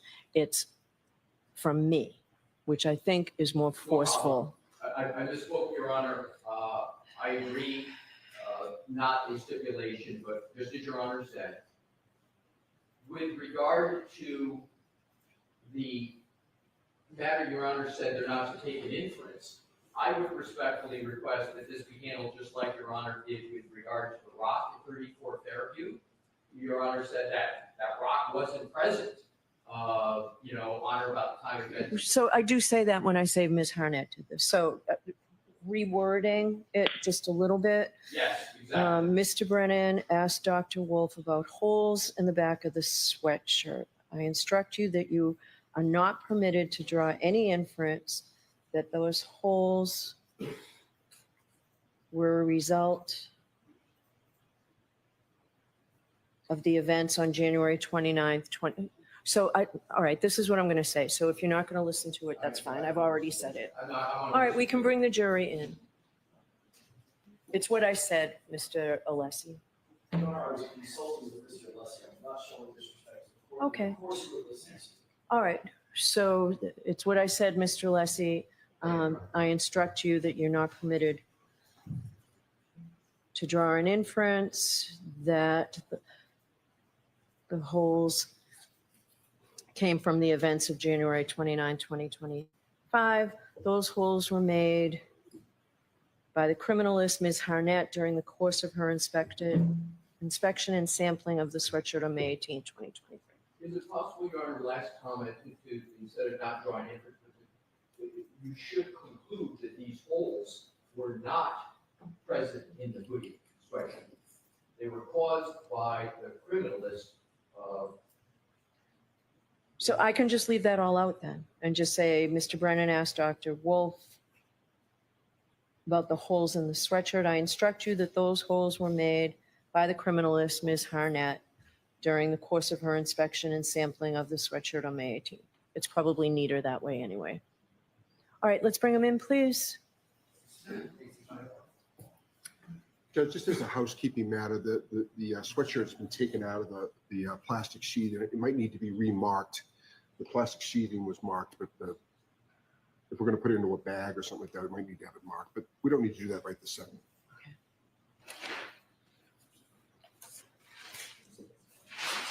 May I approach Mr. McDermott with you? Yes. Thank you.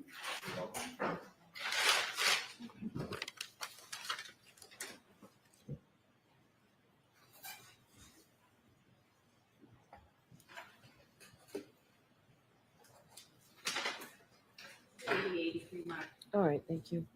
I'm sorry.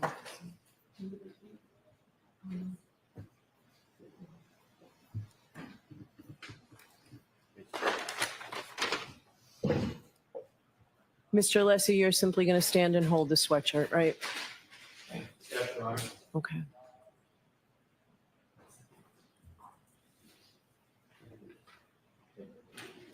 So this is exhibit 223.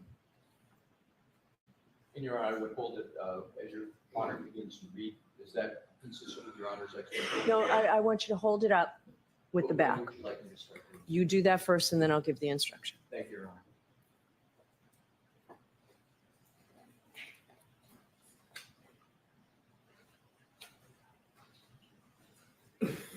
All right, so Mr. Alessi, why don't you just, where are you going to stand? Pardon me? Where are you going to stand? I would suggest, Your Honor, right about here. All right?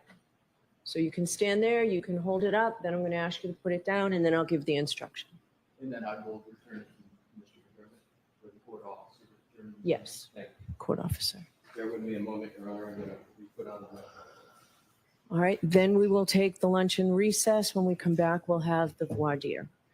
Or actually, is Dr. Lapisada here? She's here. She's on next. We're going to call John Tier. For just the measurements? Go ahead.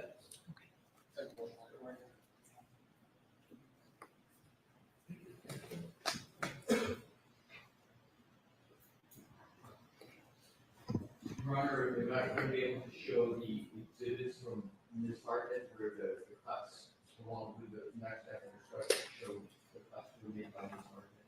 Hartnett. Well, I say it, and I'm going to tell her what they are, so.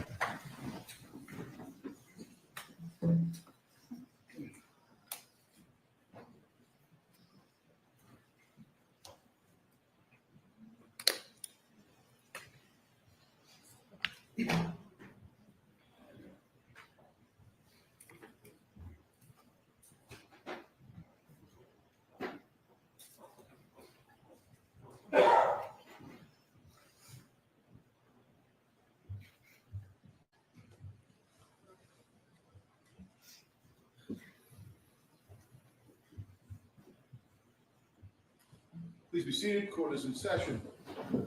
All right. Jurors, I appreciate your patience. Mr. Lessie, why don't you hold the exhibit up for the jurors, please?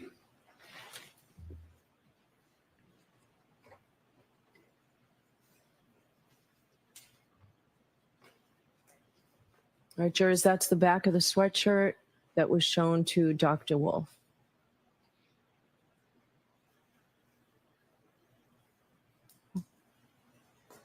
Okay, thank you. Why don't you go ahead and put it back in the bag?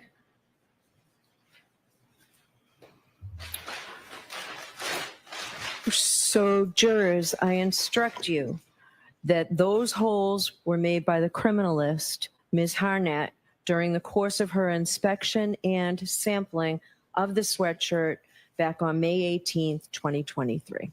Okay, so I know your lunches are here, but I think Mr. Yannetti, your next witness, please. John Kinetic.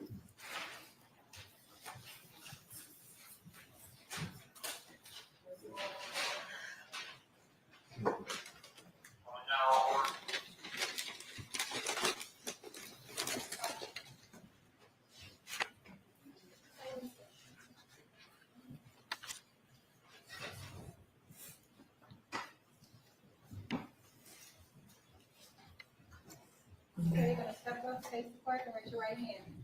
You solemnly swear the evidence you give to the court and jury in the case now is guaranteed the truth, the whole truth, and nothing but the truth, so help you God. I do. Thank you. All right, good afternoon. Go ahead, Mr. Yannetti, whenever you're ready. Thank you. Good afternoon, sir. In a good loud voice, would you please state your name and spell your last name? Sure. My name is John Tedeman. It's Tedeman. Do you work, sir? I do. What do you do for work? I am a private investigator. Do you work for someone else or do you have your own firm? I have my own firm. What is the name? Forum Investigations. And that's Forum? Correct. I'd like to ask you a little bit about your education and work history. You're from this area? Yes, Boston proper. I'm sorry? Yes, from Boston. Where did you attend high school? The Roxbury Latin School. When did you graduate? 1996. Where did you go to college? I went to Princeton University. What year did you graduate? 2000. What did you do after graduation from Princeton University?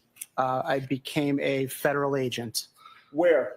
The agency or the location? Oh, I meant the location. Sorry. I started out in Los Angeles and then I was back in Boston. And what years were you a federal agent in Boston and Los Angeles? 2002 through 2008. And what agency did you work for? I worked for the Inspector General for the Social Security Administration, Office of Investigations. And what type of work did you do in terms of investigations? We did fraud investigations, identity theft, credit card fraud, fugitive operations, all sorts of things, anything involving a Social Security number, basically. And why did you leave in 2008? I went to law school. Where? Suffolk. What year did you graduate from Suffolk Law School? 2013. And what did you do after graduation from Suffolk Law School? I've had a small solo law practice and worked as a real estate broker. And what type of law did you practice? Mostly real estate law. When did you start Forum Investigations? In April 2024. Are you still practicing as a lawyer? Not very much, no. I still have my license, but my bar card, but I don't practice much. All right. How did you become involved in this case? I was contacted by somebody from your office last Tuesday, I believe, the 3rd. Okay. And was it explained to you why you were brought in at this late juncture? Yes, it was explained that there was another investigator who had a health issue and would not be able to testify. So would I be able to help out with a small assignment? All right. And what were you asked to do? I was asked to travel to 34 Fairview Road in Canton and take some measurements and photographs. Did you agree to do that? Yes. When did you go? On June 3rd. I believe I arrived about 5:30 at 34 Fairview. Okay. And when you say June 3rd, we are talking about last week. Yes, correct? last week. Yes. Whom did you see when you got there? One of the homeowners, an older gentleman, greeted me when I pulled in the driveway. And it was not the Albert family, correct? It was not. Did that individual give you permission to enter onto the property? He did. What did you bring with you? I brought an iPhone as a camera, and I brought a wheeled measuring device. And can you describe what a wheeled measuring device is? Yeah, it's like a handle with two wheels at the bottom, and in the middle there's like a little odometer that measures feet and inches. And if we could, Mr. Wolf, could we display the photo of the front of 34 Fairview that's already in evidence with the court's permission? Yes. And what exhibit number is that, Mr. Wolf? 46. Do you see exhibit 46 on the screen, sir? I do. Do you recognize that? I do. What do you recognize that to be? That is 34 Fairview Road in Canton. When you got to 34 Fairview Road in Canton on June 3rd, did you make note of the various entrances to the residence on the front, from the front of the house? I did. Could you describe those for the jury? Yes, on the left side center of the building, there's what I would call the front door, up those 4 steps, I guess. Then if you were to look farther to the right, there at the end of the main building, there's another door, which I guess is the second front door or side door. And with regard to that door, is it fair to say that faces outward, faces toward the road? It does. It faces directly towards the road. Okay, continue, please.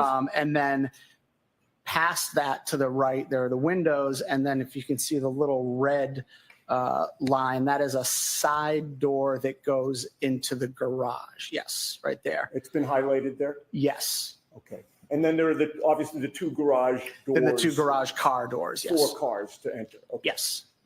We can take that down. Mr. Wolf, and put the lights on. May I approach the witness, Your Honor? Yes.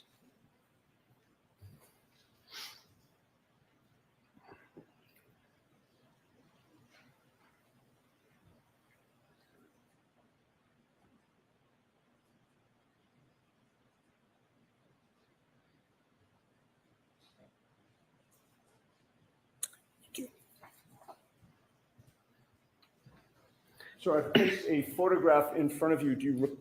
Can you identify that for the jury? Yes, that appears to be a photograph that I took of the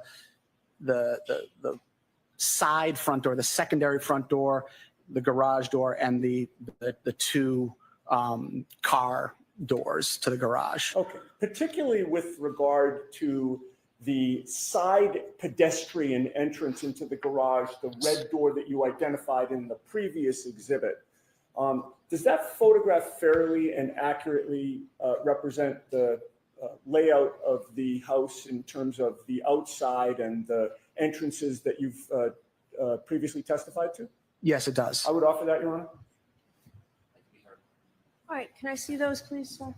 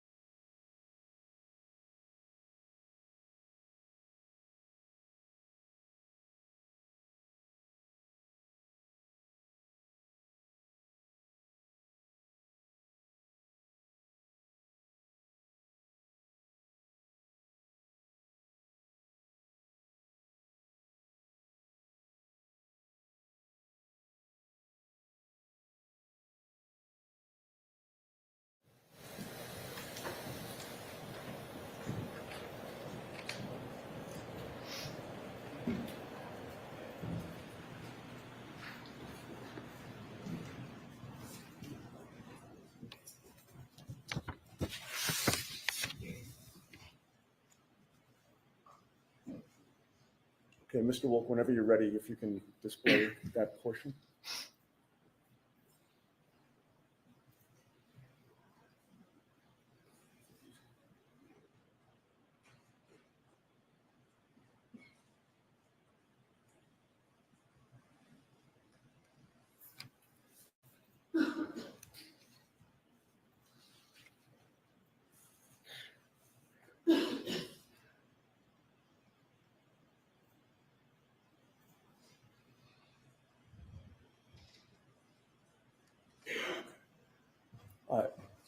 Do you see what has been? So I'm going to ask you to take that down. Folks, we're going to take the luncheon break at this point, okay?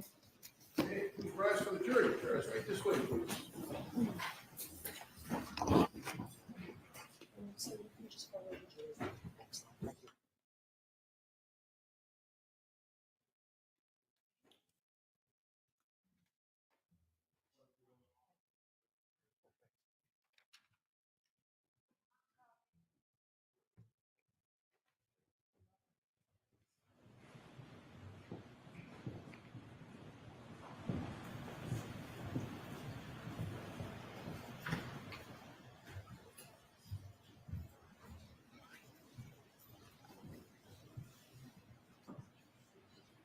You may be seated. All right, so we'll fix that during the luncheon break, Ms. Giannetti, to what I said. All right, so can we get Dr. Lapasada in here? We'll do a very brief voir dire of her.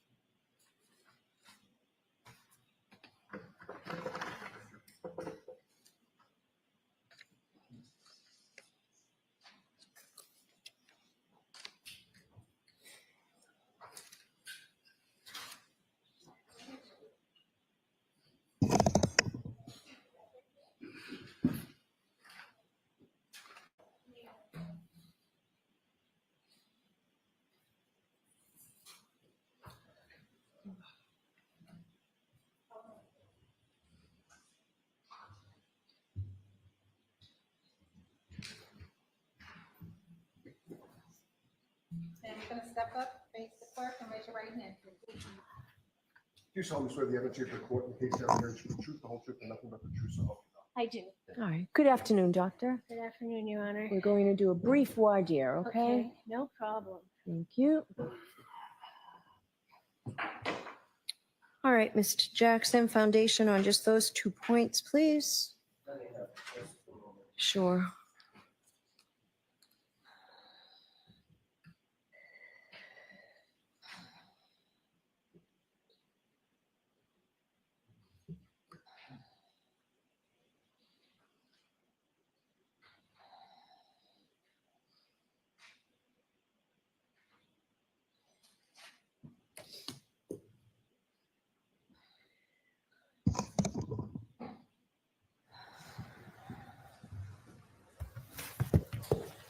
Your Honor, for purposes of expediting, does the court wish for me to go through the foundation of the doctor's education, training, and background and experience, which is going to take a minute? Yeah, no, just focus on the foundation for the dog bites and focus on the foundation for what's been termed to be perhaps biomechanical engineering evidence, those two areas.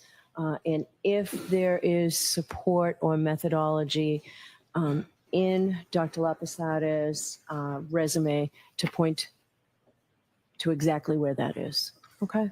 And I expect this whole voir dire should take no more than 15 minutes. I'll do my best, Your Honor.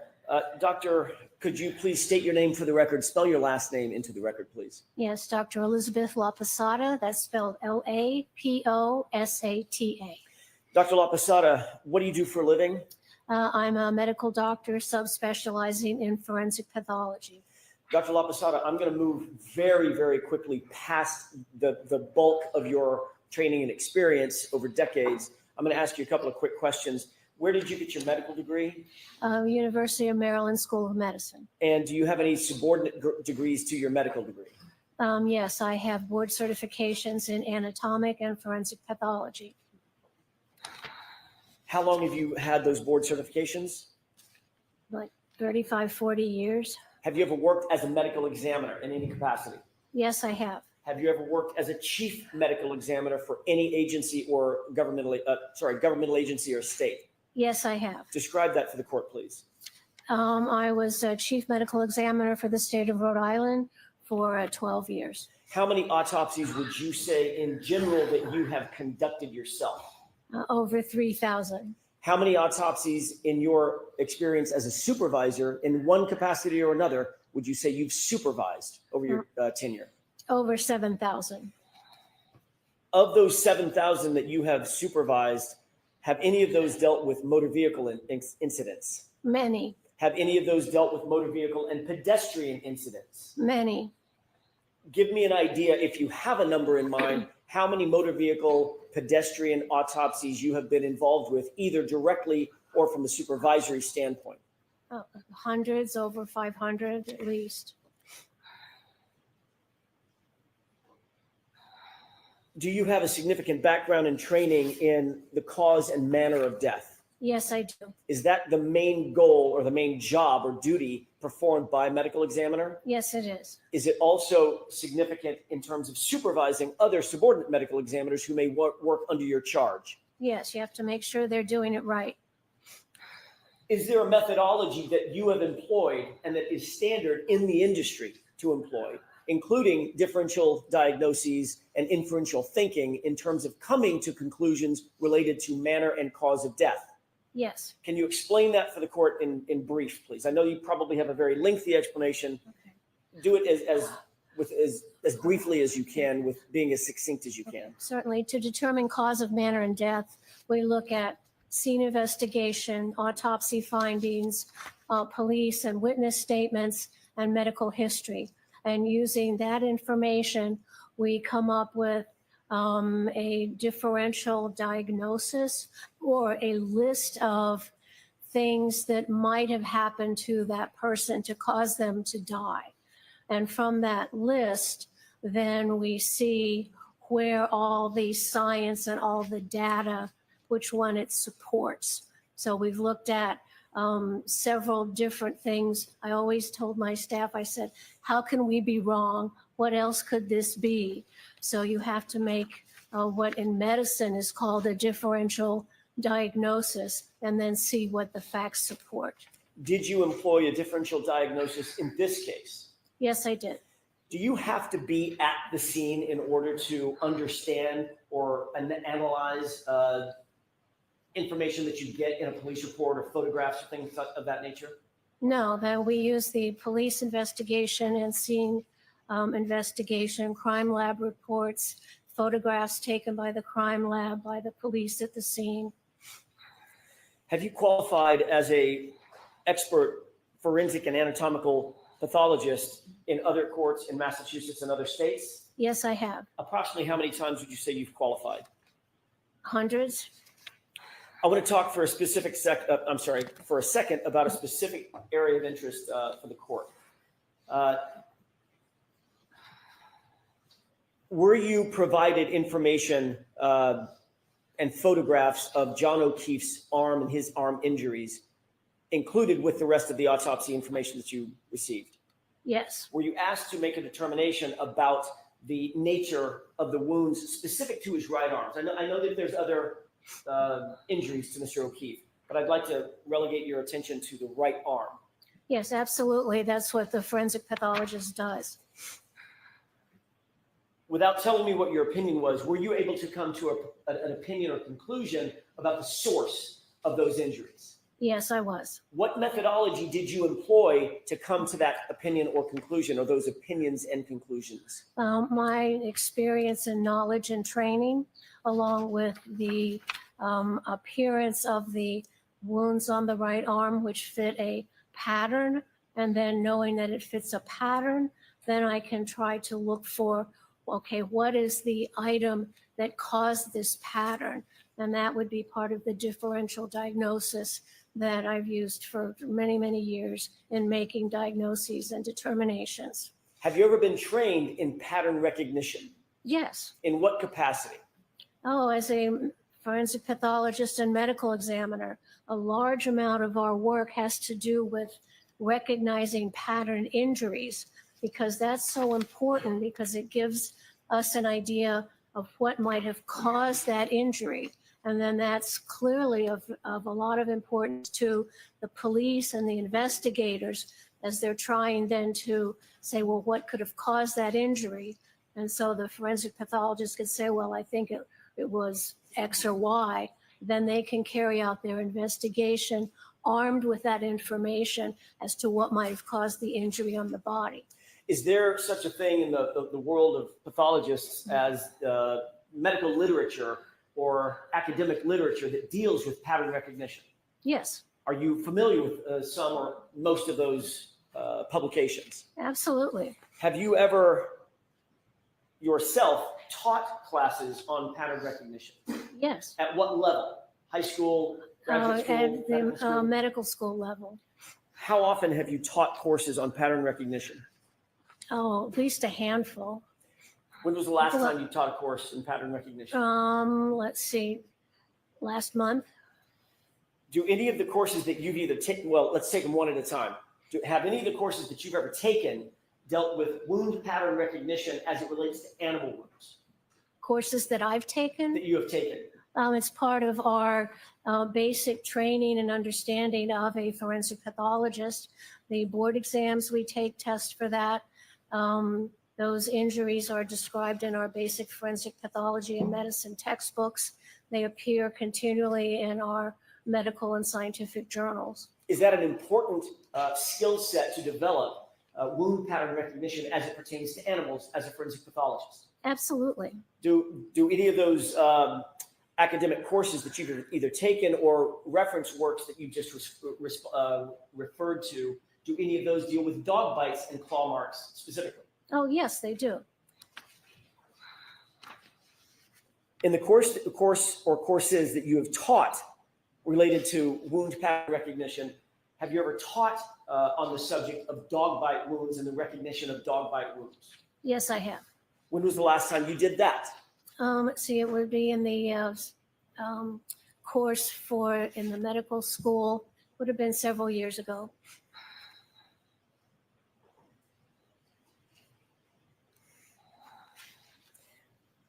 Doctor, with regard to staying with dog bite wounds specifically, have you ever performed an autopsy that specifically dealt with dog bite wounds, known dog bite wounds? Yes. So you've seen them in person? Yes, I have.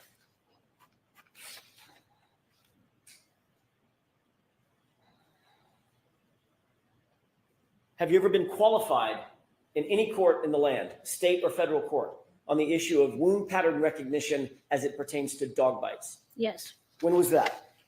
The last one I can recall was a federal case involving questions of a police dog. Did you engage, in that case, did you engage in a differential diagnosis to determine, in your opinion and conclusion, your expert opinion and conclusion, the source of the wounds that you saw? Yes, Did the court qualify you to speak on that issue in court? yes, Did you in fact testify in furtherance of your opinions and conclusions in that case? I did. I want to turn for a second to motor vehicle accidents or motor vehicle incidents. Do you also, some of the same questions, have you also performed autopsies on known motor vehicle pedestrian incidents? Yes, How many times would you say you've performed an autopsy on those issues? hundreds, maybe even 1,000. Is that a relatively common occurrence, as sad as it may be, motor vehicle pedestrian incidents in the field of forensic pathology? Yes, it is, unfortunately. Have you performed autopsies personally as well as supervised autopsies on motor vehicle pedestrian incidents? Yes. And what methodology do you employ in furtherance of coming to opinions and conclusions regarding cause and manner of death specific to motor vehicle pedestrian incidents? Well, we look at the scene investigation. We look at what the motor vehicle looked like. We look at hospital records, the autopsy, and then trying to understand how the injuries that the pedestrian sustained, what those mechanisms were, and how the injuries show that that person interacted with the motor vehicle. In doing so, in coming up with injury mechanism analysis, is it important to look at and analyze the actual vehicle that is allegedly involved? Yes, you want to look at photographs of that or see it in person. Is that part of the normal methodology that is employed in the field? Yes, you must look at the photographs. You must see what the vehicle looks like. Do you also look at the other side of that handshake? In other words, look at the body of the individual that was, in your case, killed, the decedent, in order to marry the two and determine whether or not the cause and manner of death had something to do with the motor vehicle, a motor vehicle impact? Absolutely. Describe that for us, please. What are some of the things that you look for that's part of the normal methodology that a forensic pathologist employs? Well, when we examine a fatality from a motor vehicle, we want to try to understand what led up to it, how the impact occurred, and then what happened after. So we would study information about the injuries to see if we can relate them to certain pattern injuries that would be on the car. There are also evidence of transfer of energy and injuries that can result from the transfer of energy. So using the body, looking at the scene and the vehicle, understanding the motions of the vehicle and how they would have produced or would not have produced certain injuries on the body. I'm going to take them one at a time. With regard to animal wounds or dog bites, were you able, in this case, using differential diagnoses, using inferential thinking, and using the skills that you've developed over decades of your education, training, and background, were you able to, without telling me what the conclusion is, were you able to come to a conclusion or opinion as to whether or not the wounds that you saw on John O'Keefe's right arm were consistent or inconsistent with a dog bite or claw marks? I was able to come to a definite scientific conclusion. And is that conclusion to a reasonable degree of medical certainty? Yes. Is it to a reasonable degree of scientific certainty? Yes, it Is is. it consistent with the training and methodology that you've employed over decades? It is. I'm going to ask you the same series of questions with regards to the motor vehicle incident. Did you review the autopsy report in an effort to look at John O'Keefe's entire body and all of the injuries that he sustained, not simply his right arm? I looked at everything. In doing so, were you able to come to an opinion or a conclusion as to the mechanism of injury and whether or not his injuries in total were consistent or inconsistent with a motor vehicle incident or impact? I was able to come to a scientific conclusion. And without telling me what that scientific conclusion is at this point, did you employ the same methodology that you've explained to the court earlier concerning differential diagnoses, inferential thinking, and decades of training, the education, training, and background that you've described for the court in coming to your conclusions about whether or not the cause and manner of death was consistent or inconsistent with a motor vehicle impact? Yes. Your Honor, is there any area that I have not covered to the court's satisfaction since juncture? So I'll let Mr. Brennan ask questions. I may have a couple of questions. Thank you. Good afternoon, Dr. La Posada. Good afternoon. If we could start with dog bites. Yes. Did you have any specific training in wound pattern recognition regarding dog bites? Yes, it's in our literature standard textbook. It's standard information that is needed to be a forensic pathologist. When did you receive training regarding pattern recognition of dog bites? Beginning when I took my board, starting in 1983. And what did that entail? It entailed reading literature. It entailed reading the standard forensic pathology and medicine textbooks. And it is a sub-part of understanding pattern injuries. Dog bite injuries are described in all our journals and all our standard forensic textbooks. Other than reading about it when you were studying for your boards, did you have any practical experience where you were engaging in the field in pattern recognition analysis regarding dog bites? Yes, yes. And I've had many cases where there have been dog bite injuries. When you were studying for your boards, were you doing that, or after you Well, completed your boards? I'm telling you that that it's such a basic part that during studying for boards, it's a section that we study. And I, of course, had many cases since then. Did you receive any education past reading literature for the boards, where you took classes, seminars, where it taught specifically wound pattern recognition regarding dog bites? It's all part of wound pattern recognition. It's usually included in literature. If there are lectures about patterned injuries, it's a subset of pattern injuries like hammer injuries, like gunshot wounds, like baseball bat injuries. There's a huge number of types of patterned injuries that are part and parcel of what a medical examiner has to understand and diagnose. Do you remember taking any specific classes or any specific training about wound pattern recognition relative to specifically dog bites? Yes, it's in all the literature that I keep up with. Did you take any training or did you attend any classes that involved wound pattern recognition of dog bites? Yes, it's often included in our seminars and case reports. Do you list any of those classes or seminars on your resume? That I took? No. Can you identify one of those classes, where it was, when it was, who taught it, what the name of it was regarding wound pattern recognition relative to dog bites? I can't give you a specific time and date. Can you remember the name of the last class or seminar that you took or completed that has to do with wound pattern recognition relative to dog bites? I can't recall.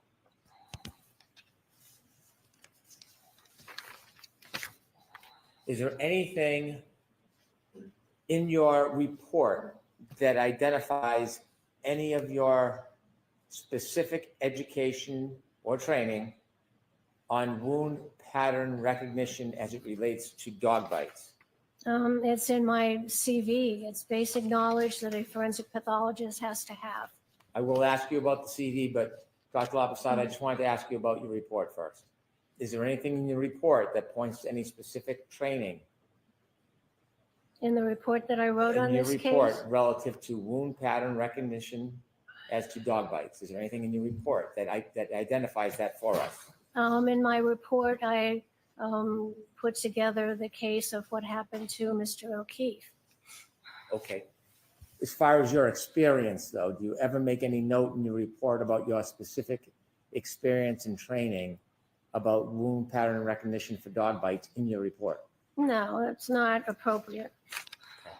In your CV, is there any way you can point to us where you had specific training for wound pattern recognition relative to dog bites, where we can see that on your CV? No, it doesn't say dog bite training specifically, no. Do you have anything on your CV that specifically talks about wound pattern recognition for animals? Those are usually classified within other pattern recognition. Do you have anything specific that would alert us in your CV that you've had such specific training on wound pattern recognition for animals? Other than I've passed my board exams and have practiced for 40 years. Have you provided a list of cases where you have testified in court specifically about wound pattern recognition of dog bites? I don't know if I have given a list. I don't keep those kinds of lists. You mentioned one case about law enforcement dogs in federal court. When was that case? Several years ago. How long would you say, if you had a guess?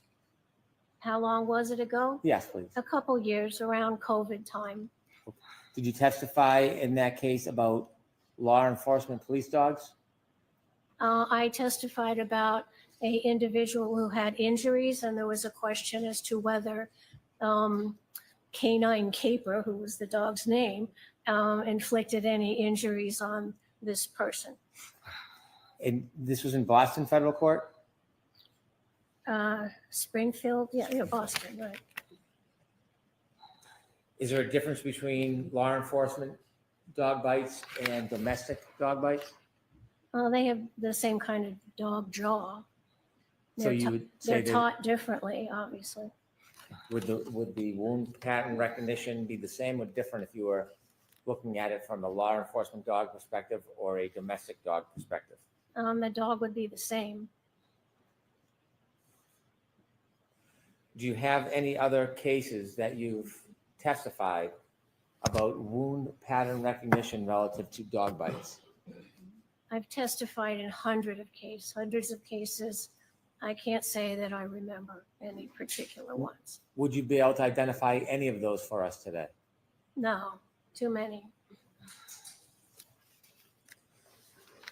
I'll ask you about accident reconstruction experience.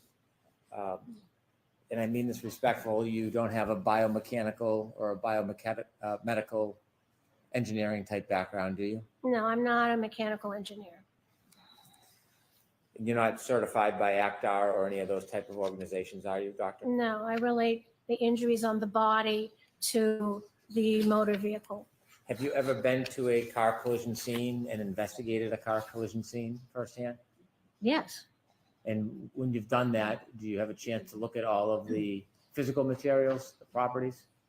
Well, when I go to a scene of a motor vehicle fatality, I look at the pieces that are scattered around. I look at the body. I look at blood stain patterns. I look at damage to the car. And then the body would go back for the examination at the medical examiner's office. And there would be further examination of the scene by accident reconstructionists and examination of the automobile by specialists who could figure out what motor vehicles do. So it's a part of correlating the injuries to the vehicle. You've never written an accident reconstruction report yourself, have you? No, that's not what I do. I understand. In this case, what materials did you look at? Because I don't think in your report it mentions the materials that you studied. What materials did you study as the basis for any potential opinions regarding accident reconstruction? Well, so you would like for me to tell you everything I studied in this case? Yes. I have my list here. Should I read? That's fine from by that? me. Okay. I studied the autopsy report, neuropathology report, toxicology, and associated paperwork from the medical examiner's office. I studied 104 autopsy and neuropathology photographs, 70 additional autopsy photos taken by Trooper Watson. I studied Mr. O'Keefe's medical records from the Canton Fire Department and EMS run sheet. I studied the Good Samaritan medical records that also included 35 photographs of the body. I looked at evidence of Mr. O'Keefe's clothing, blue jeans, t-shirt, sweatshirt, boxers, and sneakers. I'm sorry. I looked at photographs that were taken at the crime lab of various pieces of plastic, black, red, and clear. I studied photographs of the outside of Ms. Reed's SUV as it was parked at the police garage. I studied the Canton Police incident report, about 100 photographs taken by Canton Police of the outside scene. So that gave me a very good idea of what happened to Mr. O'Keefe. Were you involved in a case, Cromwell versus Daniel Tompkins? Remind me about that. I've been involved in hundreds of cases. Yes, you have. This case was in Franklin County Superior Court. It was a case where you had an opportunity to present testimony and regarding blood spatter, which you have been qualified expert for. And that, I'm sorry. Well, that doesn't quite say what I did, but I remember the case you're talking about. Did you attempt, or was there an attempt to have you qualified to talk about accident reconstruction in that case? No, I'm not an accident reconstructionist. And do you remember whether or not there was an attempt that was denied to try to have you talk about accident reconstruction in that case? I have no idea. I'm not an accident reconstructionist. Okay. Do you have anything on your CV specifically that offers any background on accident reconstruction or accident reconstruction type classes or seminars? I don't think so. All right, thank you, Dr. Lapasada. No, you're welcome. So can I just ask Dr. Yes. Lapasada about, you said you've been involved in autopsies with dog bites. Yes. How many? I've done thousands of cases, probably 50 or so. It's not always the cause of death. And then I've supervised maybe 75 more where that dog bites were involved in the case. When was the last one? Let's see, probably 2 years ago. Okay. Any questions based on my questions? All right. You are all set and asked you to step down, Dr. Lapasada. We'll get to you sometime this afternoon. Okay, thank you, Your Honor. I do want to give everybody a break, including counsel. Can we do less than 5-minute arguments on this?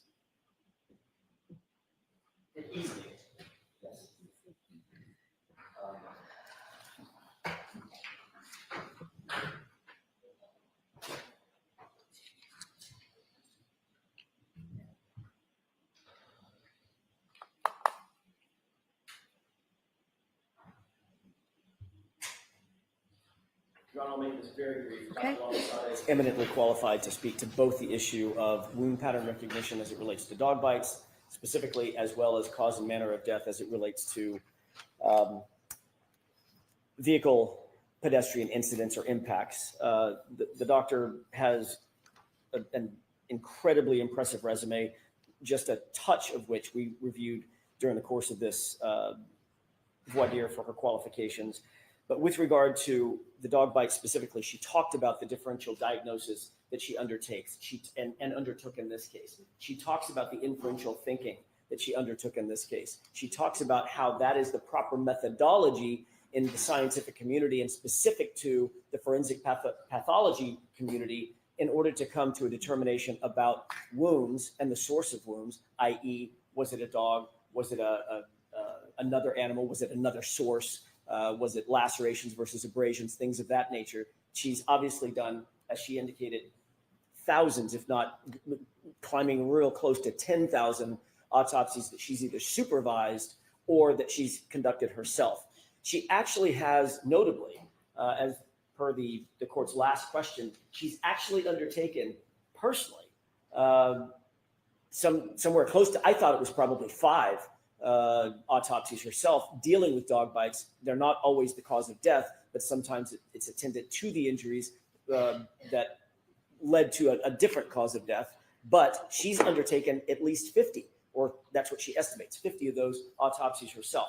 She's seen dog bites, she's seen dog wounds, she engages in pattern recognition. She also teaches classes on pattern recognition as it pertains to dog bites, and she's eminently qualified to speak to that in this particular case. She has been able to come to an opinion and conclusion as to whether or not the injuries to John O'Keefe's arm are consistent or inconsistent with dog bites, and I expect that she would then give that opinion and conclusion to a reasonable degree of medical certainty and to a reasonable degree of scientific certainty. As it relates to her differential diagnosis and her ultimate conclusions concerning the automobile impact, obviously many more autopsies dealing with that because it's more common. She also engaged in the exact same differential diagnosis. She has training.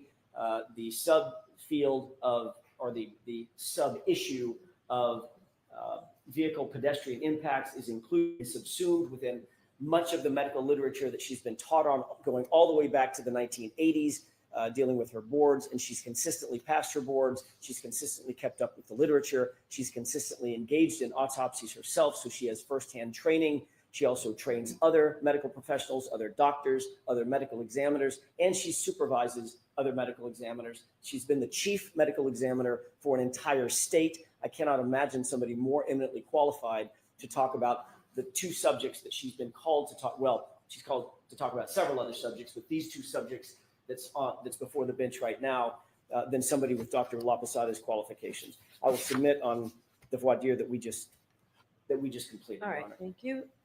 Mr. Brennan.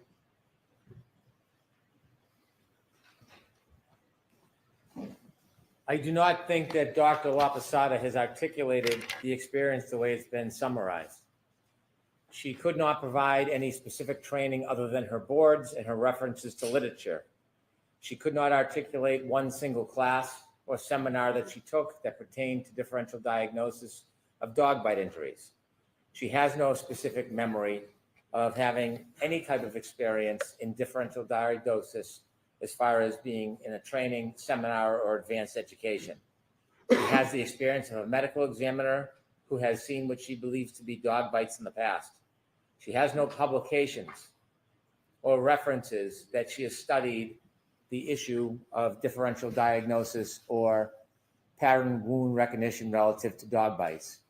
If we look at the standard Dr. Russell employed, Dr. LaPosada does not have any of the merit to be an expert in dog bites. While she has taught, we did not hear about anything in particular that she has taught about specific pattern wound recognition analysis regarding dog bites. She is an experienced medical examiner, has a wealth of experience, past experience in autopsies, but she has no experience that is a basis for her as an expert in being a dog bite expert. Particularly, she mentions one case that she's testified in federal court that we've heard of today, and she has nothing whatsoever in her report or resume to establish that she has used, studied, and knows this methodology. In fact, her CV and her report don't have any basis for one to look at and see that she has any specific experience in dog bites. And so Dr. LaPosada, from the Commonwealth's perspective, should not be able to give an opinion regarding or about whether or not the wounds on Mr. O'Keefe were caused by a dog. She simply does not have the training and experience and education and methodology to make her a so-called dog bite expert. Regarding accident reconstruction, she said it best. She is not an accident reconstructionist. She saw some of the materials in this case, but it is a fraction of the materials in this case. She is not in a position to give an opinion whether or not the wounds are consistent with broken taillight. There's nothing we see on her CV. There's nothing we see in her report. There's nothing we heard on direct examination that she has any experience in breaking glass, breaking plastics, and the causation of wounds. It also overlooks the fact that the opinion that would be offered would extend beyond just the wounds on the arm. It would extend to a general opinion that he was not involved in a collision, and that's improper. There's no predicate or basis for it. And so based on her testimony and absence of being able to provide any education or experience, she should not be able to testify about either of these two matters. Okay, thank you. Okay. She was, Mr. Brennan suggests that, well, she's only been qualified in one court, federal court. The federal government, the federal judge that was handling that case qualified her as a dog bite expert in that case. That is not a small thing.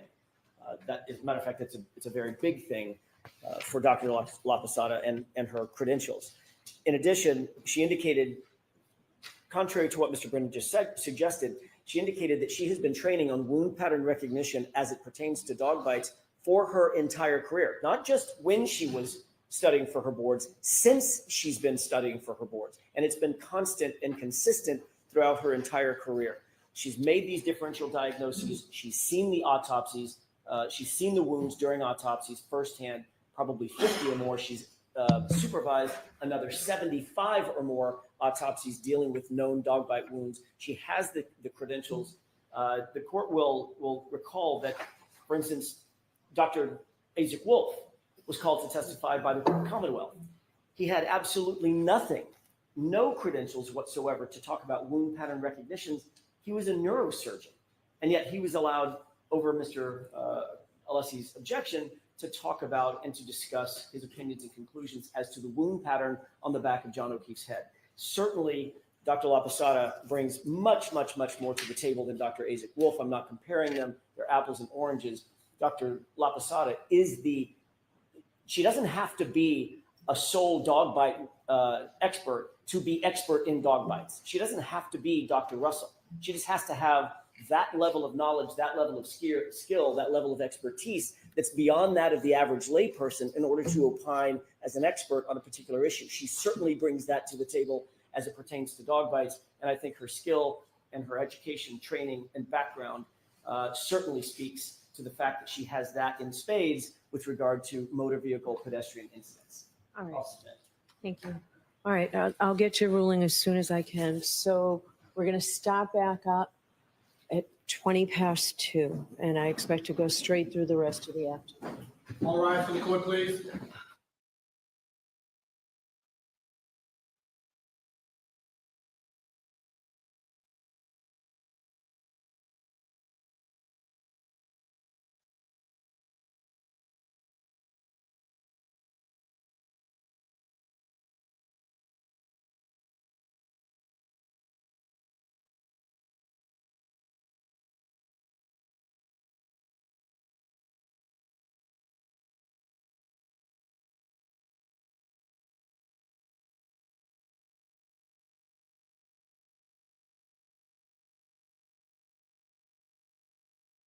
Hey, thank you so much for watching the Karen Reed trial with us, but I wanted to tell you guys about something real quick. We talk a lot about personal safety here all the time. Did you know that your personal data is being harvested and sold online by data brokers? Anybody can buy your personal details, and when that happens, you're at risk for a whole host of things: identity theft, becoming a target of phishing scams, potentially stalking. There's so much more, but that is why I'm so happy to tell you about our sponsor, Delete Me. So Delete Me helps keep your personal information private. They found 35 data brokers with my personal information. They removed my data from a total of 54 listings. Doing that myself would have taken a full 8-hour workday, but that's why it's great to have Delete Me. And they will keep monitoring the sites for you so your information doesn't find its way back on there after the first removal. Using Delete Me has given me peace of mind about my family too, because if someone buys your data via data broker, they can see information about your relatives too. So right now, you can get 20% off Delete Me and protect your personal data when you go to joindeleteme.com/LCLive and use promo code LCLive at checkout. That's joindeleteme.com/LCLive, promo code LCLive.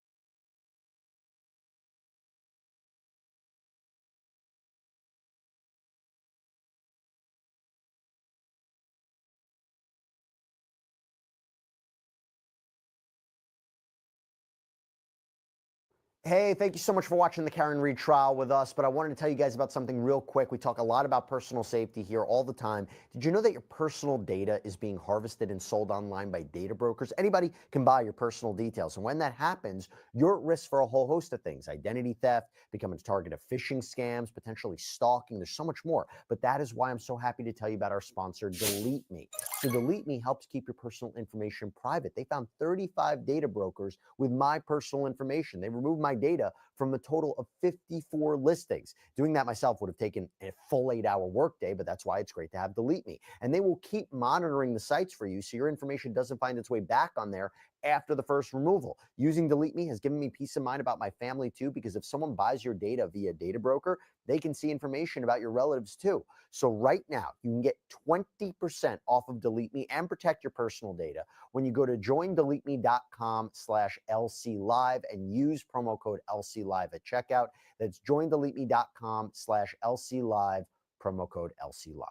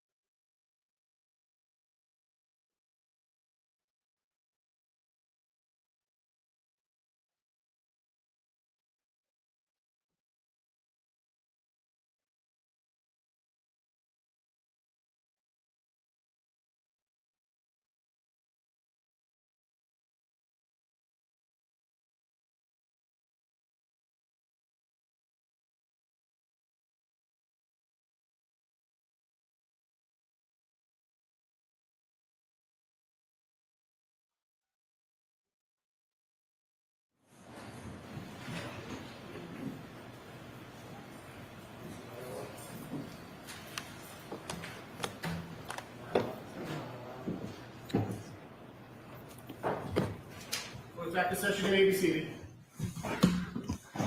All right, I appreciate the court personnel waiting so that we could have that voir dire. It was helpful. All right, so my rulings are very similar than they were this morning. So first of all, on the Darbert analysis regarding Dr. Lapasada being able to testify as to the dog bite wounds, I find that she is not qualified. I'm not satisfied that the Darbert requirements have been made. Specifically, not just the experience, but the reliability of the methodology she used and how it was applied. So based on that, she cannot testify to the dog wounds. And I want to take a minute to differentiate this testimony with Dr. Russell's. I found that Dr. Russell was an expert qualified to testify as to dog bite wounds, mainly from her experience in the ER, coupled with her being an ME. Dr. Lapasada does not have that experience. I found that Dr. Russell's methodology was reasonable and was sufficient, and I found that it was appropriately applied. Remember that Dr. Russell was published in the area here. So regarding pages 10 and 11, all of the text on Dr. Lapasada's report on pages 10 and 11 that start with the injuries on Mr. O'Keefe's right arm are excluded. Now moving on to the testimony regarding not being consistent with a motor vehicle strike, I find that Dr. Lapasada's opinion on these not being the result of a motor vehicle collision exceed what is within her scope of expertise in some regards, not in all. In some regards, significantly, like I said this morning. So on page 17, the first sentence is in. The second sentence, tail lights are typically made of durable polycarbonate or acrylic plastic. That is out. I know the Commonwealth objected to, but I'm letting in. Mr. O'Keefe's patterned injuries on his right arm do not correspond to injuries that could have been produced by irregular fractured plastic pieces impacting the arm. She cannot say tail light, but she can say that based on her experience. His arm had no tissue bruising from impact. That also comes in. And the next sentence, neither did his skin show any array of irregular, unpredictable, randomly scattered cuts and scrapes at various angles and depths. That's within her realm of expertise as a medical examiner. The next page, though, I may have said this morning that first sentence, importantly, in review of that and review of the Tompkins case, that first sentence stays out because to me, it seems like that sentence depends on a biomechanical analysis, factors such as speed and force and the position of Mr. O'Keefe. So that's, oh, I'm sorry, page 18, the next page regarding the same subject matter. And portion of the next sentence is also out. This results in bruising or bleeding under the skin. That's out. But Dr. Lapasada can testify that Mr. O'Keefe had no bruising on his arms or torso. And that's it for that sentence. In particular, Mr. O'Keefe did not have bruises on his legs as shown by dissection of leg tissue and muscle at autopsy. That's it for that. And the conclusions are problematic to the extent that is consistent with this ruling and what we discussed on Friday. So that's it. That was just the text of her report.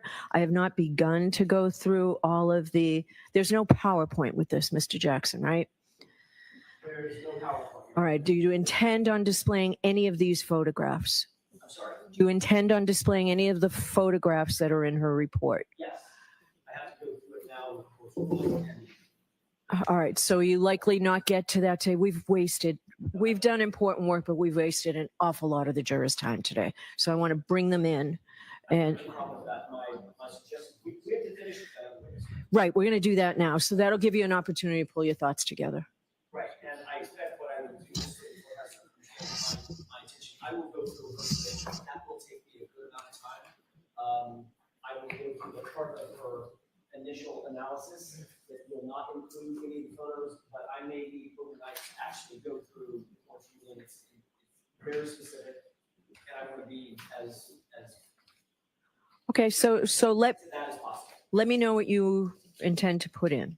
All right, and there's a lot of text describing the photos that is out, right? It's just hearsay. I mean, we've had Dr. Welch's PowerPoint. That was not objected to. There's a big difference. Yes, it was objected to. So It was. we'll deal with this tomorrow, with the photographs I tomorrow. just want to let the court know, not waste the court's time. Okay, thank you. And we're bringing the jurors in. Did the Commonwealth want to respond in any way? No, thank you. Okay. And there's a motion on Dr. Rentschler. We will give that, I haven't read it yet. We'll give that no more than 5 minutes tomorrow morning each side. This jury, you can tell just by looking at this jury, they're fed up. So. Your Honor, the only thing I want to put on record is, with regards to the court's ruling, I do want the record to reflect that is obviously is over the defense objection. Sure.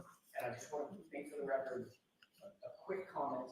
The Commonwealth waited until June 5th to even bring this up, to file a motion regarding Dr. Papassada. They had a report, and all reciprocal discovery was done in March 6th, 2025.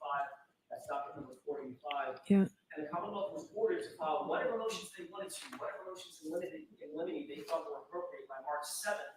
And they did not do that. They were supposed to be heard on March 18th. Okay, so the jurors are coming in. We're going to mark the report and the CV for identification. I just need to know what I can make. You just made it. I made it ish. Okay. Okay. The point is, Go ahead, real quick. the point is, the Commonwealth has not explained the delay So, in making this motion. They haven't, and we're playing by the same rules, Judge. so the basis of my ruling was not late disclosure. Okay? Late disclosure. Commonwealth says they're part. That's not the court's missing the point. It's the opposite. We got late disclosure. We got late disclosure that they were objecting. They've had since March to object. They blew the motion in limine time, and then they come in just before Dr. All right. Papassada testifies, and now they're sort of sandbagging this and making court rules against this. So I want to make sure that the record is imminently clear. about it. Very clear. Mr. Brennan, do you want to respond real quickly? Your Honor, we can always object even during the proffering of testimony. There's no foundation. It's a foundational issue. And that's consistent with what my rulings were when I allowed other witnesses to testify that the defense could object if the foundation weren't properly laid. So bring them in, please. Present jury.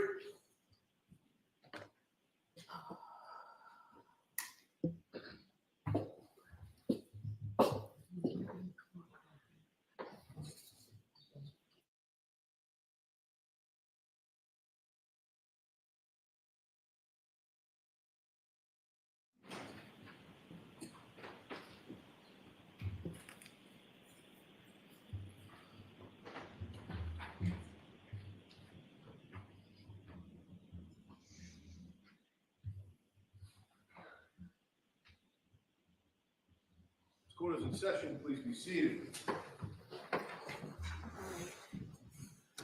Jurors, you have been extraordinarily patient with us today. We're going to go straight through until 4 o'clock, and we're going to make every effort to not leave you waiting out there as long as you have, as long as we did today. All right, Ms. Giannetti, is your witness ready?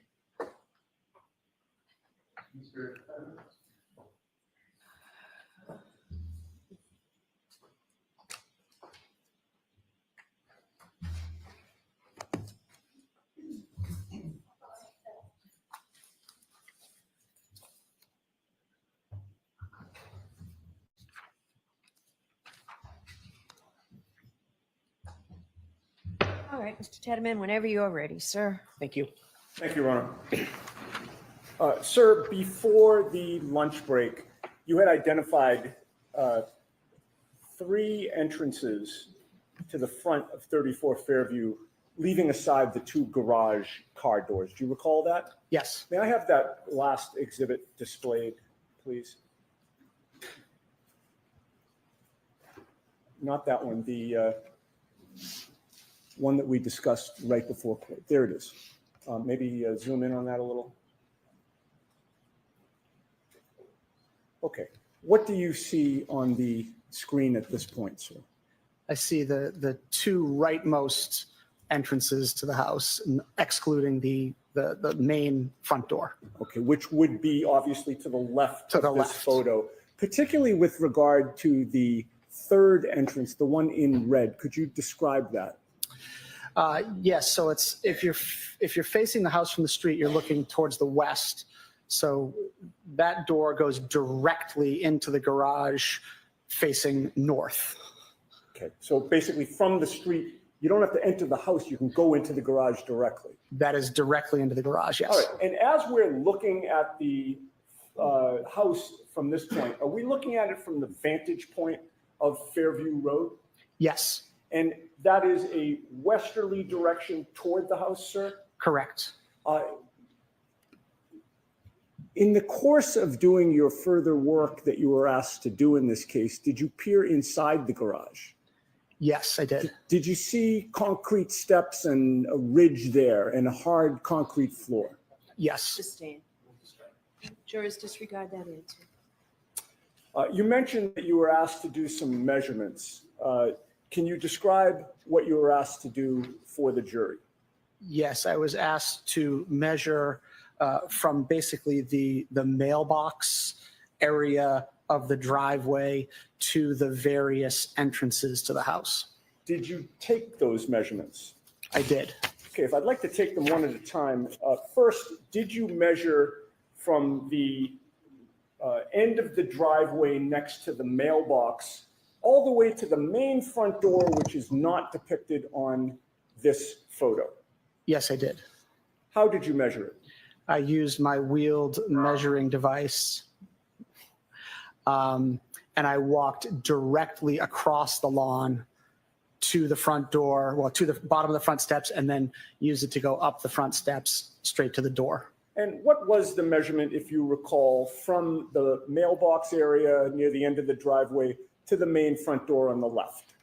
I believe it was 65 feet 9 inches, but I have notes if I I think you got it right, sir. Okay.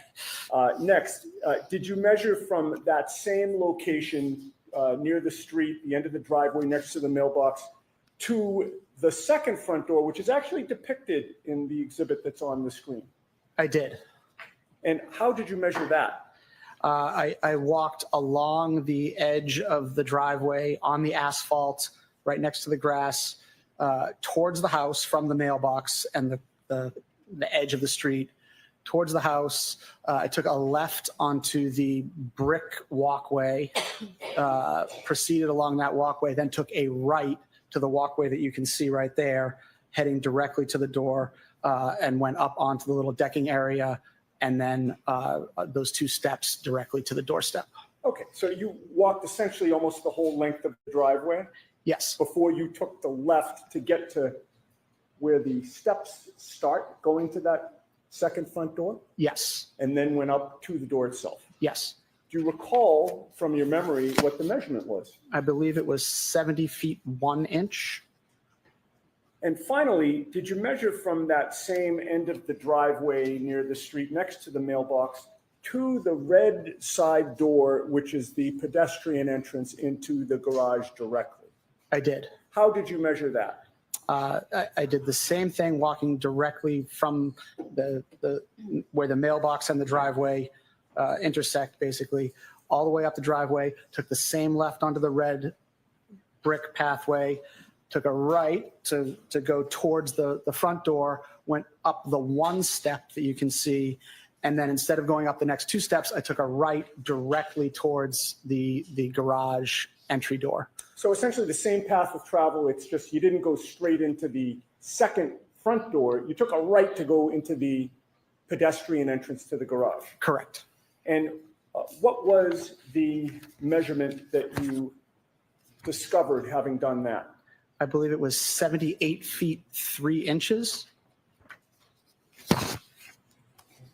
Now, finally, could we have displayed the map of Cedar Crest, Fairview, and Chapman? There it is.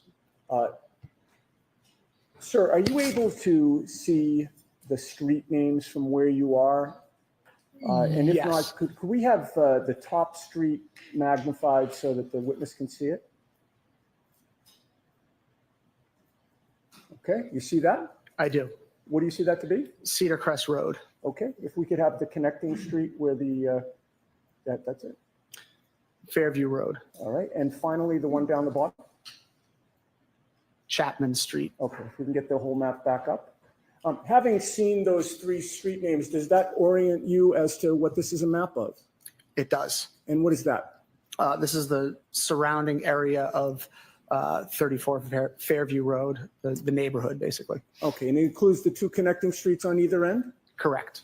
Does the red dot symbolize anything for you? It looks to be where 34 Fairview Road is located. Okay, and if you're on Fairview Road to the right of that red dot as it exists on that exhibit, and you're looking toward Fairview Road, what direction would you be facing? It'd be facing west. If I may have a moment, Judge? Okay.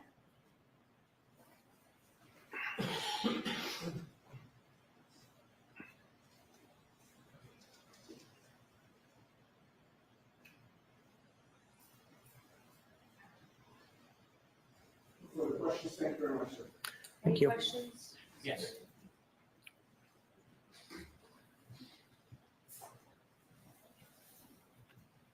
Good afternoon, sir. Good afternoon.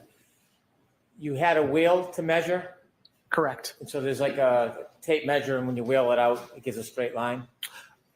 No, it's two wheels with a meter in between them, and you roll it out in front of you. I see. Your first measurement was from the driveway to the front door, To the main front door to the far left, yes. and that was about 63 feet? I believe it was 65 feet, something like that. I have 65? my notes. Yes. So suffice to say, if you were to leave the front door and come back to that spot, it would be an additional 65 feet back, right? Yes. The second measurement was from the bottom of the driveway to the middle door on the side? Yeah, the second front door, yes. Did you say that was about 70 feet? It was, yes. Okay. And again, if you were to come back, that would be an additional 70 feet? It would. And the last one was the door near the garage. Did you say that was further, around 80 feet? 78 feet, 3 inches, I believe. Is it one way? Correct. And back is another 78 feet. Correct. When you measured these, was it from the asphalt of the driveway or to the left of the mailbox as you're looking at Fairview? It was to the right of the mailbox on the asphalt, as close to the mailbox as I could get. Did you happen to take any measurements from the flagpole to the front door as far as distance? I did. And what was that? I do not have the exact measurement, so I'm not sure. Do you have it in a report that you could look at? I don't. No, not with me. How about the flagpole to the middle door on the side? Did you take any measurements of that? I'm not sure I took that one. How about the flagpole to the furthest away door, which would be the door next to the garage? Did you take any measurements of that? I think I took a direct measurement to that, yes. Right. What was that number? I don't know. Do you have a report you could share with us? I don't. No, I'm sorry. It's okay. Did you ever measure if you were at the flagpole area, how long it would take to walk up the street?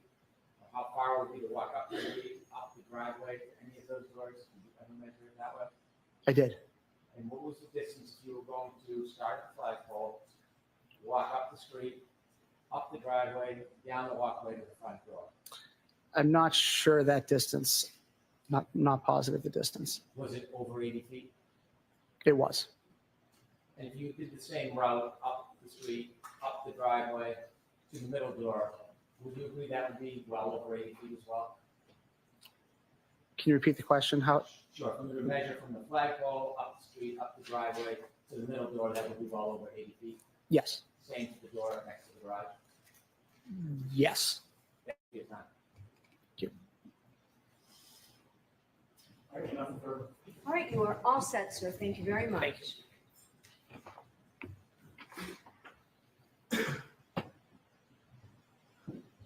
Okay, Mr. Jackson. Thank you, Your Honor. We would ask the court to ask Dr. Elizabeth Wallace silent. Okay.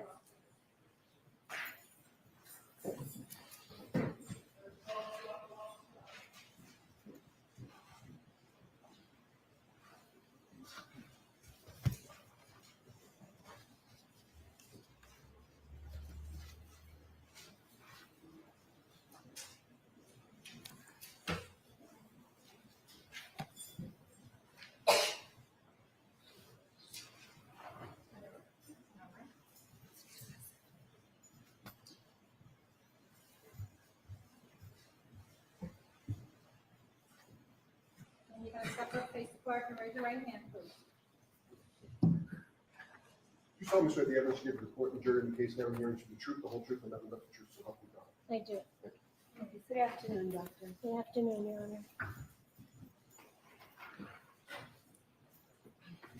Honor. May I inquire? Yes. And Dr. Lasada, please speak right into that microphone, I okay? will. Thank you. Doctor, can you please state your full name and spell your last name for the jurors? Yes, Dr. Elizabeth Lapasada, spelled Lapasata. I'm going to ask you, you have a softer voice. I'm going to ask you to pull that microphone right under your chin, if you don't mind. It's pretty adjustable. Okay. Better? That's better. Okay. That's better. Doctor, can you tell the jurors what you do for a living? Yes, I'm a medical doctor and I subspecialize in forensic pathology. Can you summarize your medical professional background? Certainly, I graduated in 1975 from Bucknell University with a Bachelor of Science in Biology. I went to University of Maryland School of Medicine, where I graduated in 1979 with a Doctor of Medicine. I did my internship and fellowship at Johns Hopkins Hospital in Baltimore, where I studied anatomic pathology, which is the study of the diseases of the body.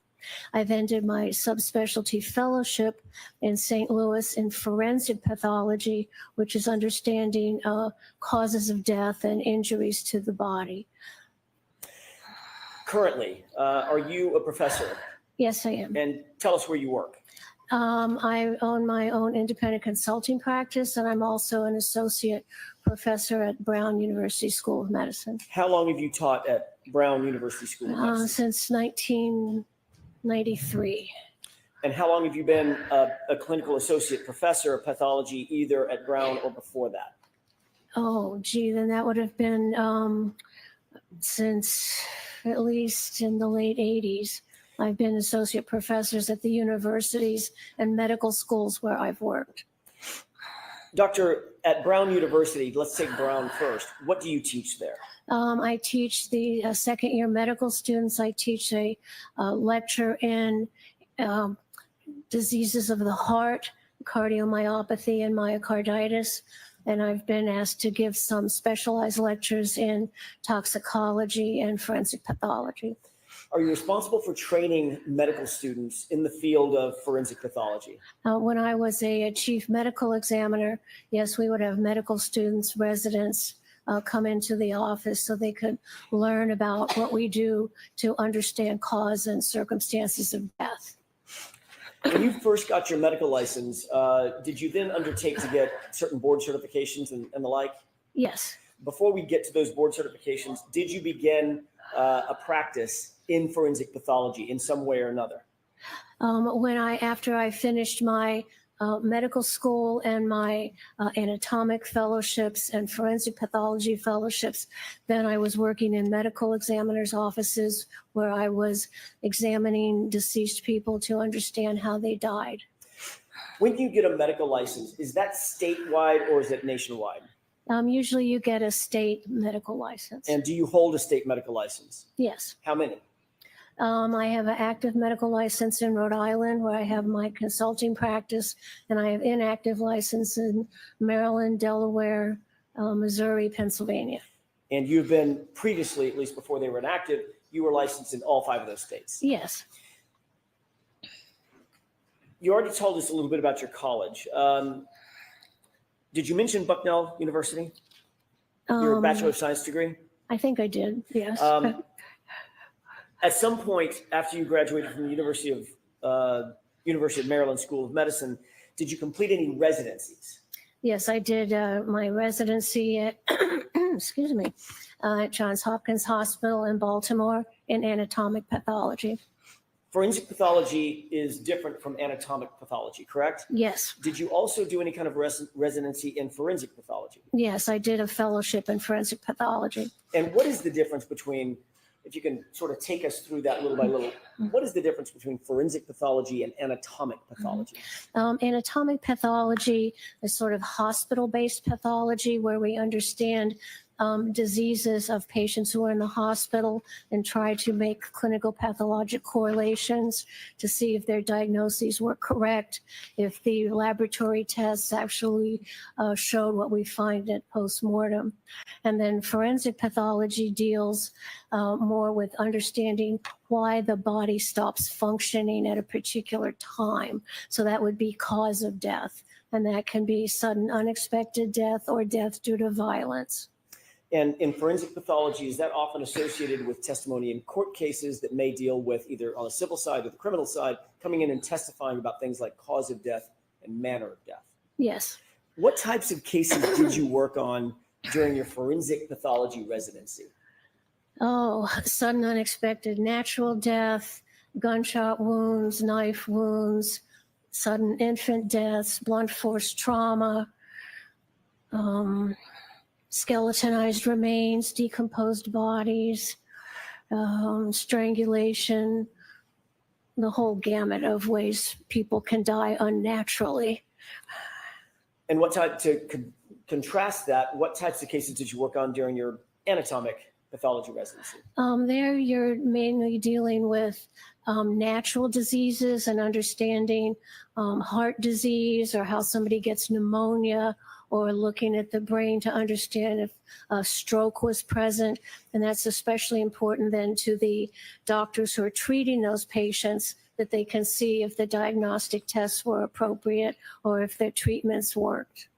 You mentioned fellowship a little earlier in your testimony. What is a fellowship? A fellowship is after you've done your internship and residency. A fellowship is more specialized training, and I did that in forensic pathology. So that answers my next question. You do hold a postgraduate fellowship position, correct? Yes, yes. And that was in forensic pathology specifically? I'm board certified in anatomic and forensic pathology. Were you a research associate at the Department of Pathology and Laboratory Medicine at University of Pennsylvania School of Law? Yes. I'm sorry, School of Medicine? Yes. Old habits. Yeah. What about postdoctoral research fellow? Were you ever a postdoctoral research fellow? Yes, I did. I had an NIH research grant where I worked on, how alcohol affects the heart. Where was that? That was at St. Louis University, and then when I was on staff at the hospital of the University of Pennsylvania in Philadelphia. What about postdoctoral research fellow at dealing with the cardiovascular division of the Department of Medicine at Washington University? Yes, that's where I did research on how alcohol affects the heart. Was all this in furtherance of your broad education and training as a pathologist? Yes.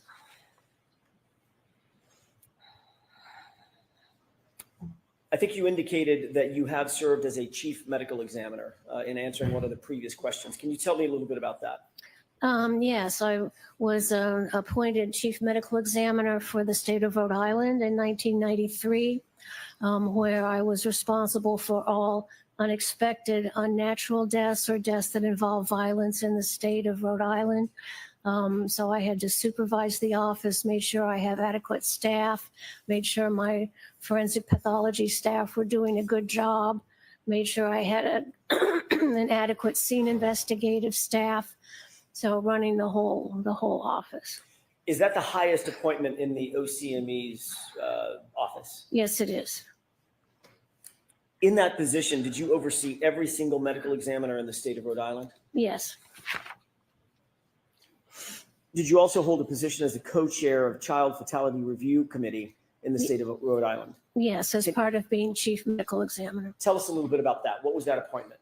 Well, there's a big concern about infants who die and children who die. So those are reviewed specifically by a group of doctors from the pediatricians and also then the medical examiner's office. So we look at every child and infant death. How long did you serve as the chief medical examiner in the state of Rhode Island? For 12 years. Starting when and ending when? Starting in 1993 and ending in 2005. As the chief medical examiner for Rhode Island, did you ever have the responsibility to work on any mass disaster cases? Unfortunately, yes. Okay, tell us a little bit about that. If you could start with the Egypt Air issue. Yes. excuse me, I'm so sorry. In 1999, the Egypt Air 990 was took off from New York airport, and it crashed off the coast of Massachusetts, and 2,065 passengers died.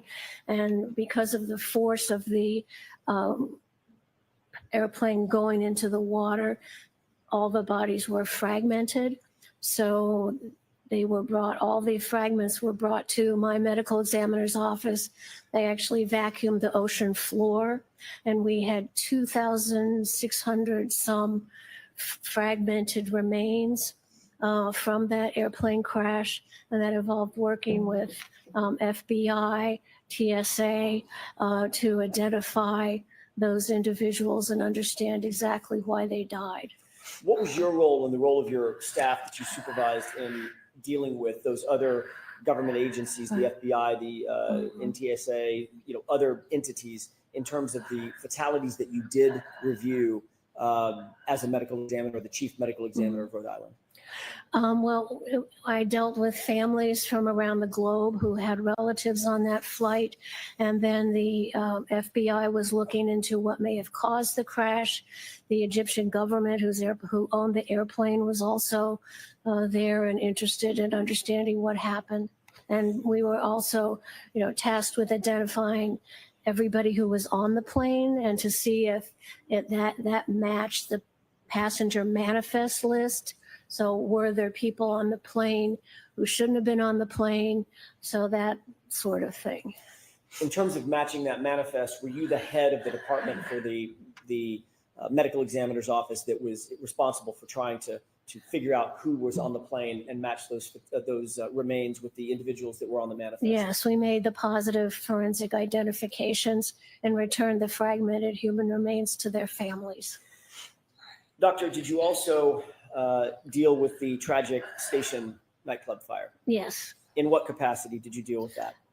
Again, this was a nightclub that burned down. It burned down very rapidly with a very hot fire, and that was in Rhode Island, and there were 100 fatalities from that. So those come to the medical examiner's office.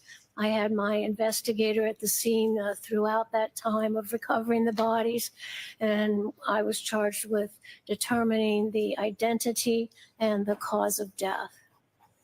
Were you successful, or your staff successful, in determining the identity of most of those individuals who perished? Yes, all of them. We worked around the clock for 3 days to get that done.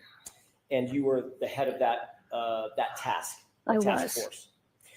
Before you became the chief medical examiner in Rhode Island, did you previously work as a medical examiner under somebody else? Yes. Tell me about that. What was your first post as a assistant medical examiner?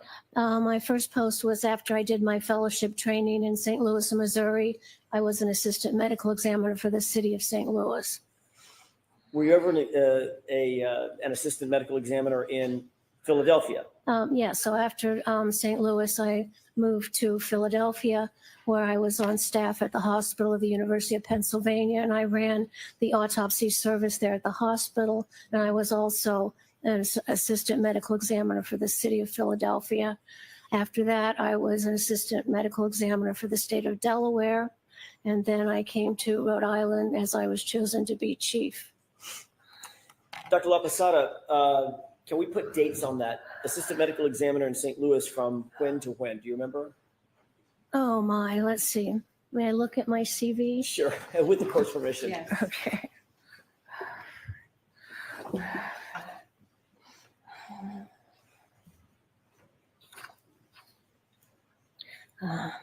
Yes, from 1983 to 85, I was an assistant medical examiner for the city of St. Louis. Then in 87 to 91, I was the assistant medical examiner for the city of Philadelphia. 91 to 93, assistant medical examiner for the state of Delaware. And then 1993 to 2005, I was chief medical examiner for the state of Rhode Island. Thank you for that. Dr. La Posada, have you held any faculty positions in the field of forensic pathology that qualify you as an expert in this case? Yes, every medical examiner's office I worked in, I also had faculty appointments to teach medical students and pathology residents.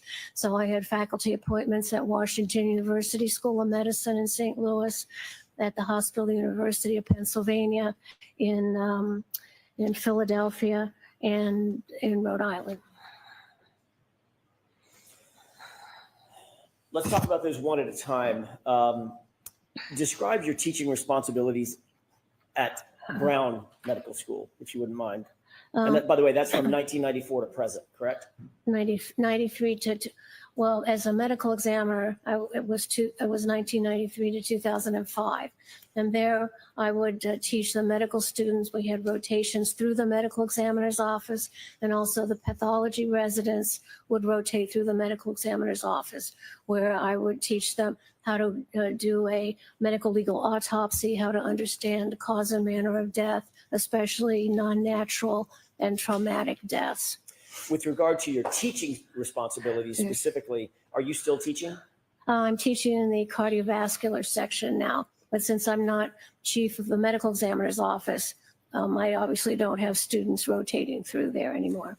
Were you a lecturer in the role of medical examiner? Did you do a seminar in that regard at or associated with Brown University School of Medicine?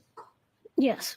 Did you do some sort of a forensic pathology rotation for pathology residents from 1994 to 1995 in that capacity as well? Yes, we would have the pathology residents who were at the hospital studying anatomic pathology come to the medical examiner's office so they could understand the discipline of forensic pathology. What is cardiomyopathy?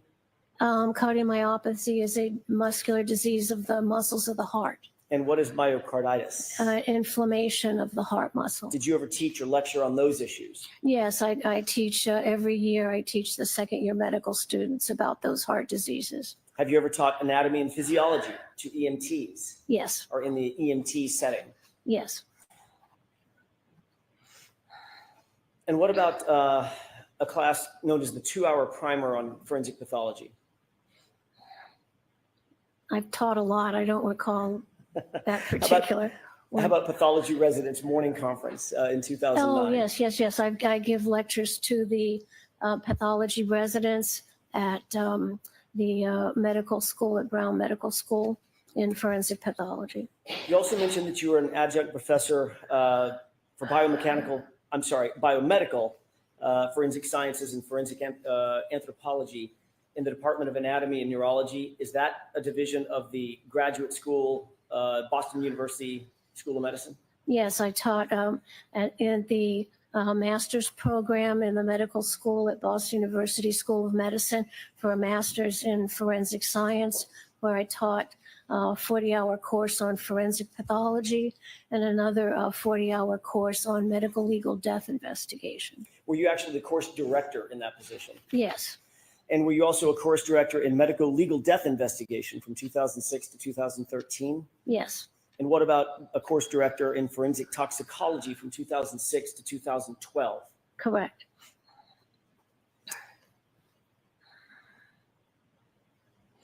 Did you direct the studies in biomedical forensic sciences, GMS, from 2012 to present? Yes. Describe that. What is that? The graduate medical sciences? Correct. Okay, yeah, I would review and be on the board to examine projects that the students were doing to get a master's degree. Were you also an assistant professor in the Department of Pathology and Laboratory Medicine at University of Pennsylvania School of Medicine? Yes.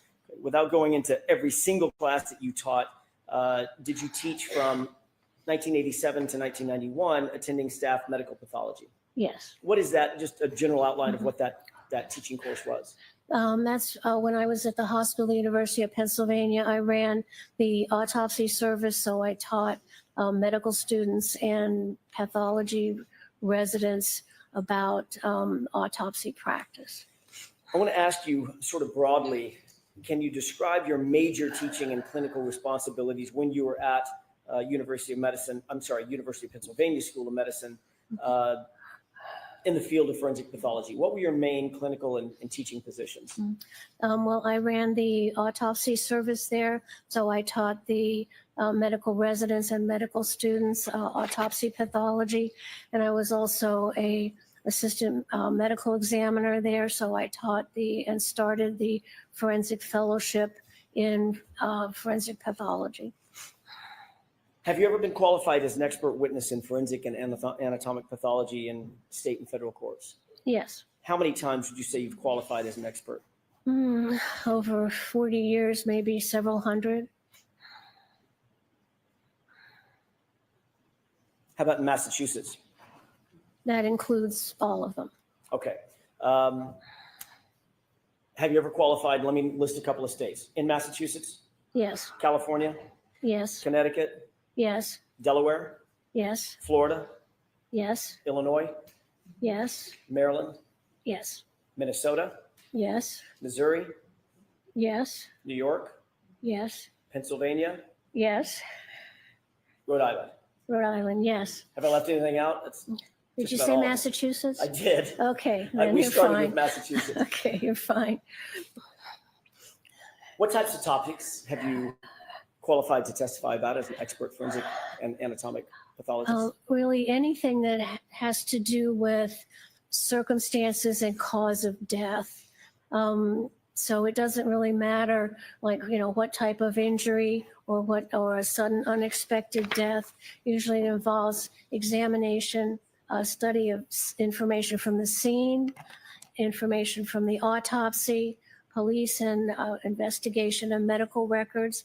And we put that all together and figure out the circumstances as to how someone died and why their body stopped functioning. So that's the basis of forensic pathology. Dr. Williams, excuse me for just a second. You want to maybe for one brief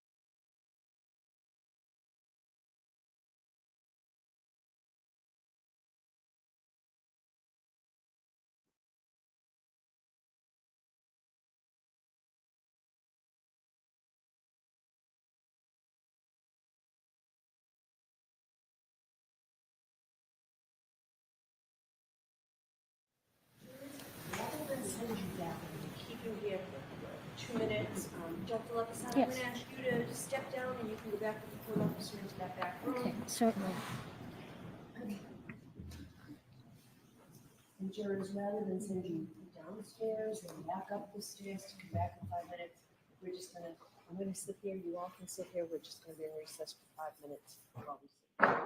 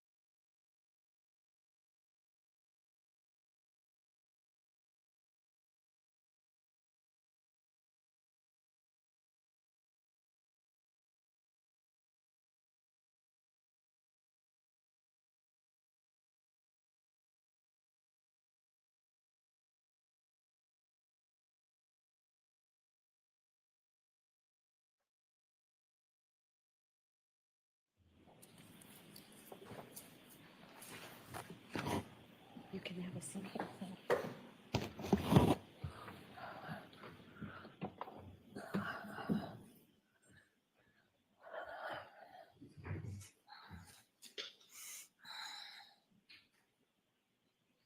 May I inquire? Yes. Thank you.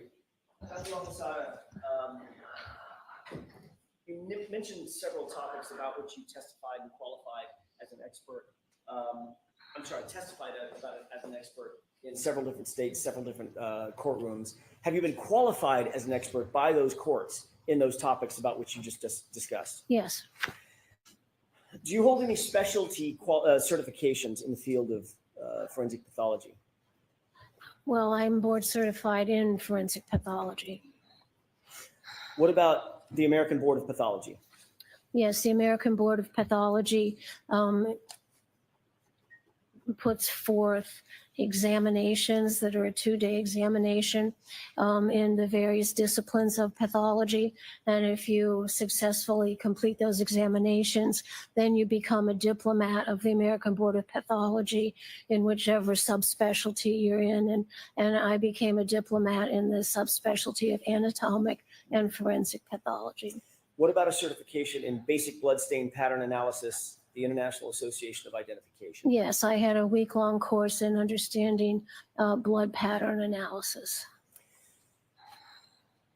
Can you tell us a little bit about the National Registry Emergency Medical Technician certification that you hold? Yes, I took training to become an EMT.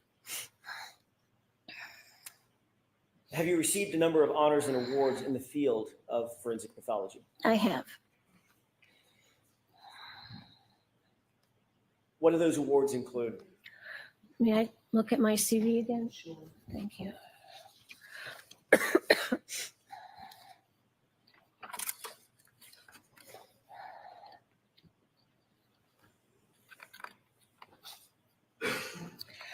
I've had teaching awards from Brown University School of Medicine. I was featured in a book by Faces of Public Health as having run a good medical examiner's office. I was nominated for Woman of the Year in Rhode Island for my work as chief medical examiner and improving the office and handling those 2 mass disasters.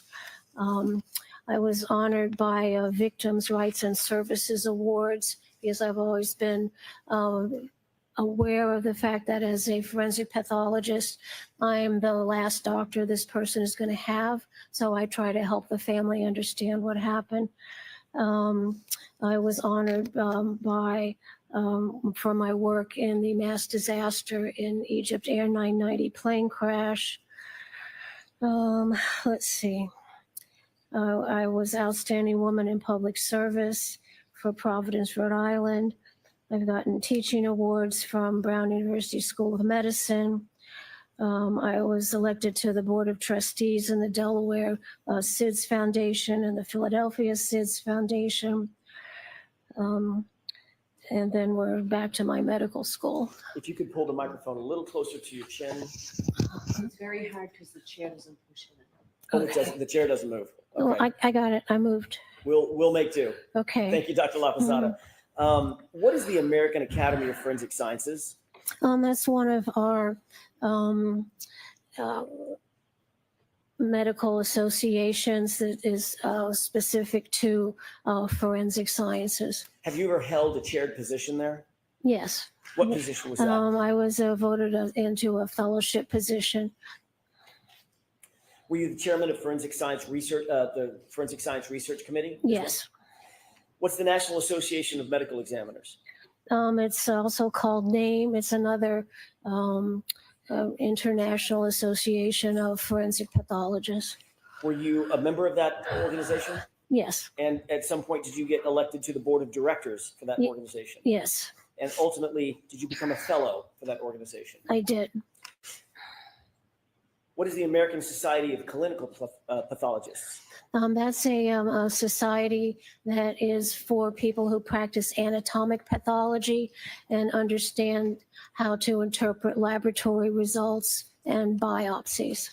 Did you become a fellow in 1991 until present for that organization? Yes. What's the difference between a member and a fellow?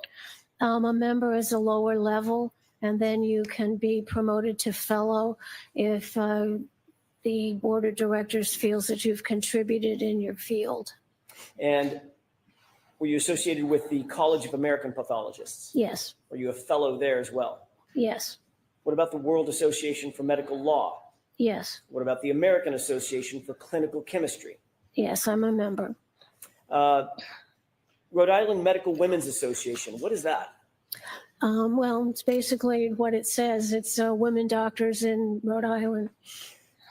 Were you elected to the board of directors for that organization? Yes, Ultimately, were you elected as the president of that organization? I was.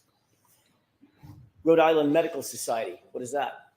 It's an organization of doctors who practice in Rhode Island. Are you a council member there? Yes. And what about the Massachusetts Medical Legal Society? Yes, I was a member there. They have disbanded since. It doesn't exist anymore? No. When it was up and running, you were a member in good standing? Yes. Good, good. Pennsylvania Association of Pathologists, what about that? Yes, when I practiced in Pennsylvania, I was a member of that organization. Did you, in addition to be a member there, did you also hold a chaired position? Were you the chairman for the Committee on Forensic Pathology? Yes. Have you served on any editorial boards of any scholarly journals or Yes. publications? Tell me Yes. about that. I've reviewed articles submitted for the Journal of Forensic Sciences and the National Association of Medical Examiner Journals. Did you also hold an editorial position for the American Journal of Forensic Medicine and Pathology? Yes. Is that one of the medical journals that is used throughout the country by other medical professionals, other medical examiners? Yes. It's a resource Yes. and a text? Correct. Have you authored any peer-reviewed publications in the field of forensic pathology? Yes, I have. Can you tell us about some of those publications? Let's see if I can here.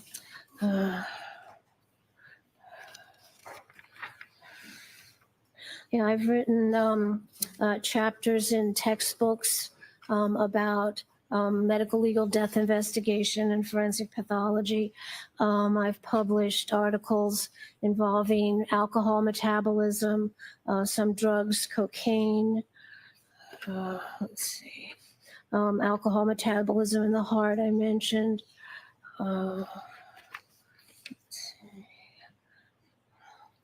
And so I've published 22 papers, and I've written several chapters. You already said that you're board certified, double board certified in anatomic and forensic pathology. Is that correct? Yes. Now that you've gone through your education, training, background, publications, teaching positions, and chairs that you've held, I want to ask you a really simple question.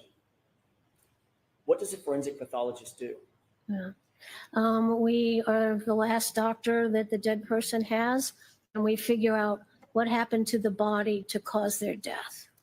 And we sign the death certificate that says how the body came to die and also indicates the circumstances under which the death occurred.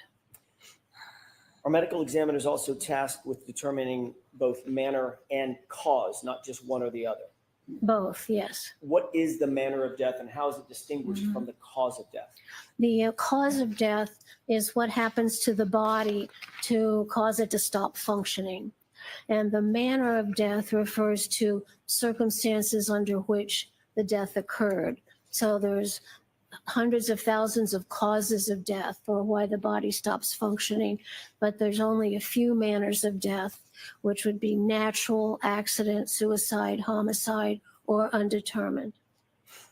Those 5 main categories of manner of death, is that the responsibility or one of the responsibilities of a forensic medical examiner to determine that the death fits into one of those 5 categories? Correct. What does it mean when the death is deemed undetermined? Now, when the manner of death is undetermined, that means at the time the death certificate was signed, there was not enough information to put it into either accident, natural, suicide, or homicide.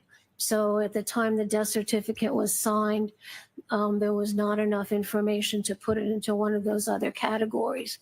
It doesn't mean that if more investigation takes place, then you might be able to put it in one of those other categories. If a manner of death is deemed at a particular time undetermined, at that time, it's because it lacks sufficient additional information. Is that correct?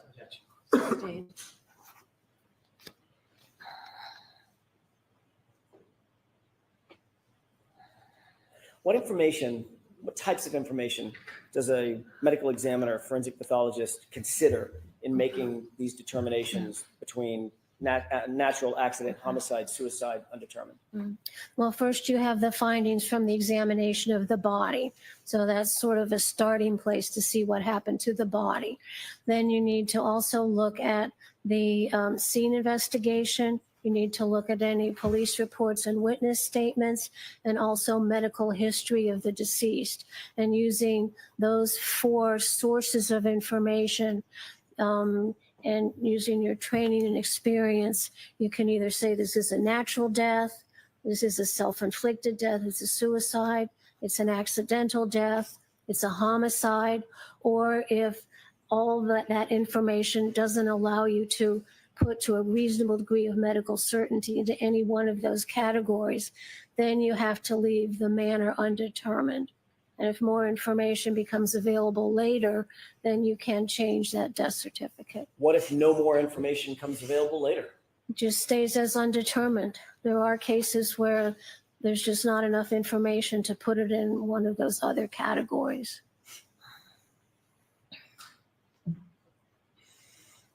Without getting into what they may be, did you reach any opinions and conclusions in connection with this case? Yes. What materials and information did you consider in reaching your opinions and conclusions in this particular case? Yes. I have my list of materials I reviewed. I reviewed Mr. O'Keefe's autopsy report, the report of the examination of his brain, the toxicology report, and the entire medical examiner file. I studied 100 and some autopsy photos, including photographs of the brain, and then there were 70 other photographs at autopsy taken by a state trooper who was at the examination. I reviewed Mr. O'Keefe's medical records from Good Samaritan Medical Center and the EMS run sheet. I reviewed photographs of Mr. O'Keefe's clothes that were taken at the crime lab. I reviewed photographs of pieces of tail light, hard plastic, clear, black, red. I reviewed photographs of the outside of Karen Reed's SUV. I reviewed the Canton Police Department incident report on the death. I reviewed 100 and some photographs taken by Canton Police of the outside of the house at 34 Fairview Road in Canton. I reviewed some photographs taken by the real estate agent who was going to sell the house of the inside. In total, putting them in categories, did you review the forensic autopsy? Yes, Did you review all of the files associated with the medical examiner's office in this particular case related to the autopsy of John O'Keefe? yes, Did you review the scene investigation through police reports and other things? yes, Photographs as well? yes, Did you review the police reports that were associated with the initial investigation in this case as well as follow-ups? yes. Did you review witness statements and things of that sort? Yes, if they were included in the police report. That was my next question. Those witness statements would be included in the police reports that you otherwise reviewed, correct? Yes, What about Mr. O'Keefe's medical history as much as you had of it? yes, I reviewed his medical history. And what about hospital records? His medical history was in the hospital records. Understood. What method did you use or methodology did you use in forming the opinion that we'll get to in just a few minutes? Well, in order to arrive at a conclusion of how somebody dies and what the cause of death is, we have to put all our facts out, and then we say, how could these facts have come to be? So it's called like a differential diagnosis. So like if you go to your doctor and you have a white blood cell count, then the doctor would say, well, how many ways do you get this white blood cell count? So that's a differential diagnosis. And then you go from that list and pare it down by getting more data till you come to one final diagnosis. So that's the process of determining how somebody dies and the circumstance around it. Is it fair to say that you have a pretty significant background, training, and experience regarding coming to the conclusion of cause and manner of death? We have 40 plus years. And how many autopsies in total? Well, myself, I've probably done over 3,000. And then I have observed and reviewed maybe 7,000 more. So that's in total over 10,000 autopsies if you were to estimate over 40 years? Probably.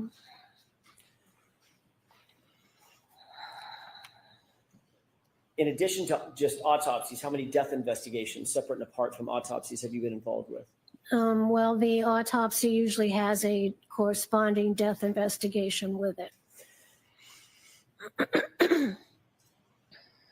Do you have experience in examining and identifying wounds, not necessarily the cause and manner of death, but wounds that are associated with someone on whom you're performing an autopsy or you're supervising an autopsy? Yeah, so looking at the injuries on the body and understanding what caused them is a huge part of forensic pathology. Have you ever conducted or overseen any autopsies of individuals involved in vehicle-pedestrian collisions? Yes. How many times, if you had to estimate? No, hundreds. 100 or hundreds? Hundreds.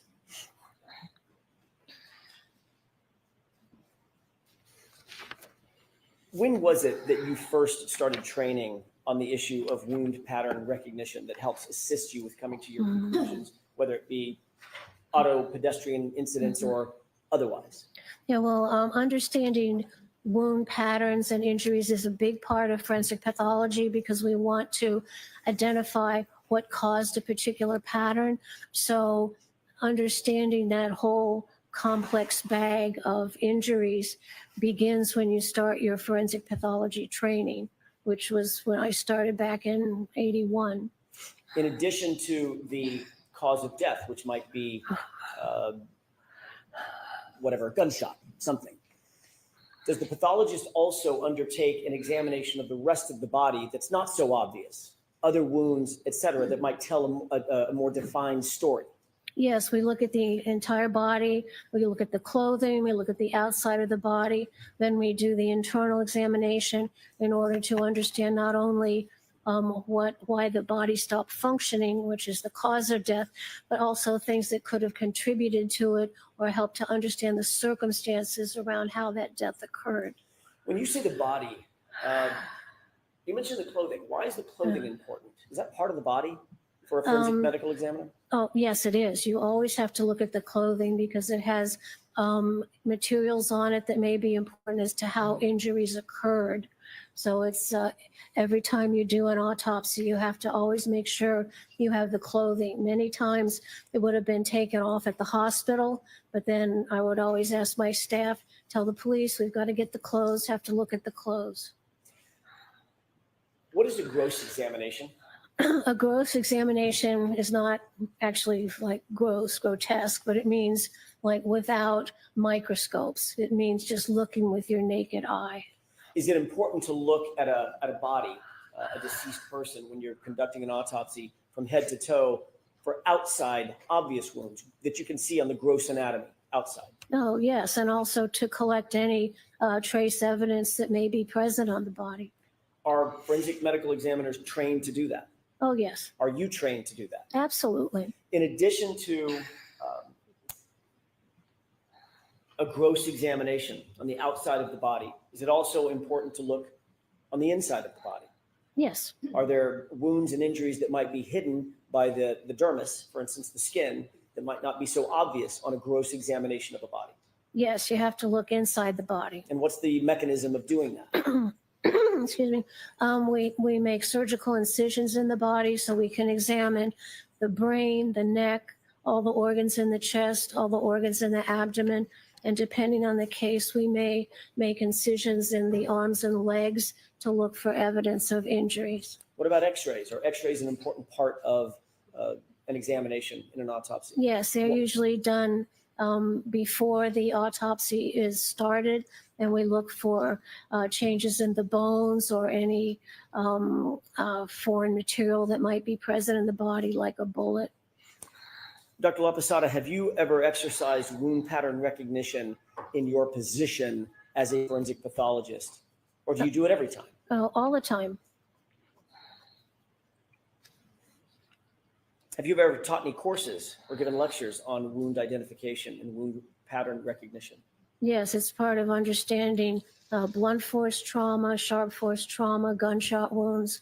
They all make injury patterns on the body that the pathologist can then relate to what caused that injury. With regard to the case that's before us, what injuries did you observe with regard to Mr. O'Keefe's head specifically? I observed that he had evidence of blunt force trauma to the back of his head. Are those injuries consistent with a particular type or pattern of patterned injury? Yes. Describe that for us, please. There in the back of his head, a little bit to the right-hand side, was a horizontal tearing of the scalp, and that's called a laceration. And surrounding that were linear scrapes that were vertical in orientation. So that is an injury pattern. And then you have to think, well, what could cause that injury pattern? And so then you go from there. Did you also, in addition to looking at, by the way, how did you make that assessment about the injury? Was it photographs? Yes. Is that a normal way for a forensic pathologist to make an assessment? Is that an acceptable methodology to make an assessment of a wound pattern by the use of anatomical photographs? Oh, absolutely. Have you done it before? Oh, hundreds of times. What is a coup contra coup injury? Now, it's a very interesting, peculiar injury to the head. When you have a blow to the head, the blow can either be the stationary head and there's a blow to it, or you can have the head that's moving and gets the blow. So looking at a pattern of coup contra coup helps the forensic pathologist differentiate that. A coup contra coup injury examines the coup, which is where the impact occurred, And then we look at what's 180 degrees opposite that impact, and that's called the contra coup, or like opposite the coup. And that injury pattern helps us determine whether a person was just having a fixed head and somebody hit it, or whether the head was just standing and went down to the ground. The coup contra coup of a falling or being pushed backward has injury patterns where the impact occurred, but then there's also injury patterns 180 degrees opposite from that. And that happens because the brain is floating in cerebral spinal fluid. And when the head comes down, the brain is a little bit behind. So you get the bang on the back of the head, but then because the brain is floating, it hits the inside of the opposite side of the head. And so that makes the contra coup pattern. And that tells us that there's been a fall backwards and hitting the head. Is that consistent, a coup contra, just in general, a coup contra coup injury, consistent with a linear acceleration of the head by a fall, an unbroken fall straight back? Correct. There's also some angular force in that as well. Understood. In order to determine whether or not Mr. O'Keefe suffered from a coup contra coup injury, can that be done by a gross examination, or does it have to be surgical? We would look at, well, first we look at the outside, but then we have to look at injuries to the scalp, and we look at the skull, see where the skull fractures are, and in particular to look at the brain and see where the damage is to the brain. And there should, in a fall backwards, you have damage to the brain at the site of impact, but you also have damage to the brain 180 degrees opposite from that. And that tells you it's a fall backwards. In the case before us, dealing with John O'Keefe, were you able to look at the scalp and the injuries associated with the scalp from a gross perspective? Yes. Were you also able to look at the skull and possible fractures that Mr. O'Keefe suffered on his skull? Yes. And what about the brain? Did you have evidence of a dissection such that you could see the brain and determine whether or not there was a coup contra coup injury associated with the brain? Yes, I had a full examination of the brain available. Were Mr. O'Keefe's head injuries consistent with a coup contra coup injury? Yes. Could you describe that, specifically his head injuries, to the jurors, please? Well, as we say, he has a pattern head injury on the back of his scalp, where there is a tearing of the scalp, and then vertically above that, there is some little areas of scraping to the skin. So that tells me that Mr. O'Keefe went backwards onto something that had a little ridge, but it also had some irregularity to it to cause the different scrapes before you get to the tearing of the scalp. Then when we look at the skull, he had a massive skull fractures that originated, started in the back of his head. They came around to the front. They went under the base of his brain, under the skull, under the base of the brain, and it came into the front of the skull at the orbital plates and fractured that, and that caused some bleeding in his upper eyelids. When the brain was examined inside the brain, I could see that the brain had become swollen and parts of it had herniated or moved down the area where the spinal cord is. And that's called brainstem herniation. And that is why the brain stops functioning and why your body stops functioning when you have a severe head injury. You indicated that the wound pattern suggested a ridge or ledged surface. Yes. Could you explain that in more detail, please? Yes. So if I were looking at it, I would see the break in the scalp. Then I would see several sort of irregularly placed scrapes of the skin that kind of look like pencil marks. And so that means that something with granularity he hit first, then it moved up a little, broke the scalp, and then moved on a little bit above that. Would you expect to see that if Mr. O'Keefe had fallen backward onto a perfectly flat surface? No, it has to be a surface that has some small ridges in it to make those little vertical patterns. Dr. LaPosada, what is ecchymosis? Ecchymosis is a medical term for bruise. Did you see any ecchymosis on Mr. O'Keefe that he suffered as a result of the coup contra coup injury to the back of his head? He had a bruise on his brain at the back of the brain and at the front of the brain. What would the outer let me rephrase that. Yeah. What would you see around his eyes regarding ecchymosis? Yes, when you have, when the brain slaps forcefully against the base of the skull, the delicate bones above the eye break. And that's again the coup contra coup, where the brain slaps forward. And when those delicate bones are broken, there's bleeding, and that bleeding then goes right down into the upper eyelids. So it kind of looks like you have black eyes, but there's not been any punch to the face. It's only come from the skull fracture. That's sometimes called raccoon eyes because you look like a little raccoon. Did you see any skin injury to either one of Mr. O'Keefe's upper eyelids? Yes, he had a small kind of slit-like defect horizontal on his right upper eyelid. Would the ecchymosis on its own produce that type of injury, that laceration over his right eye?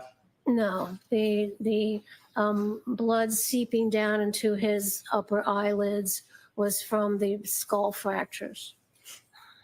Was the laceration above his eyelid on the right side a separate injury altogether? Yes, it was.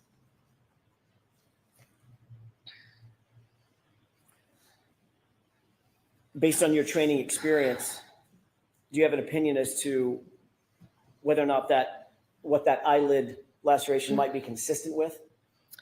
Some application of force which broke the skin. Could that be from an object?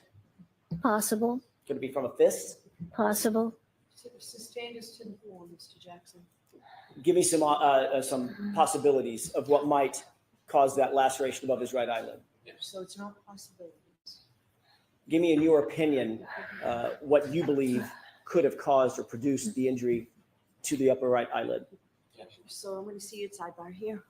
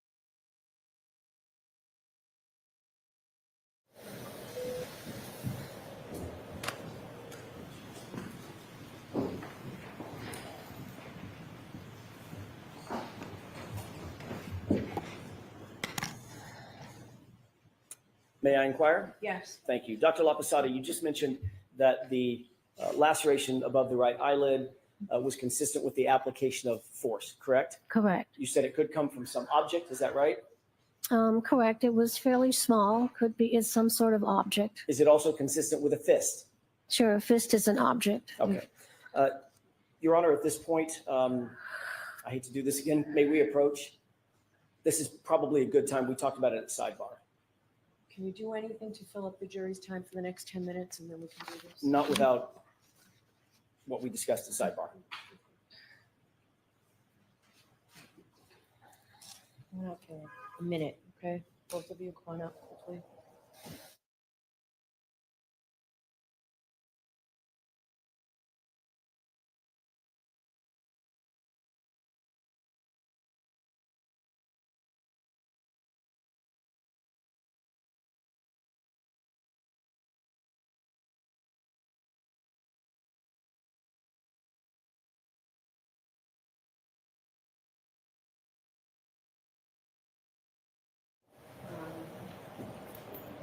I'm told that we're still on track.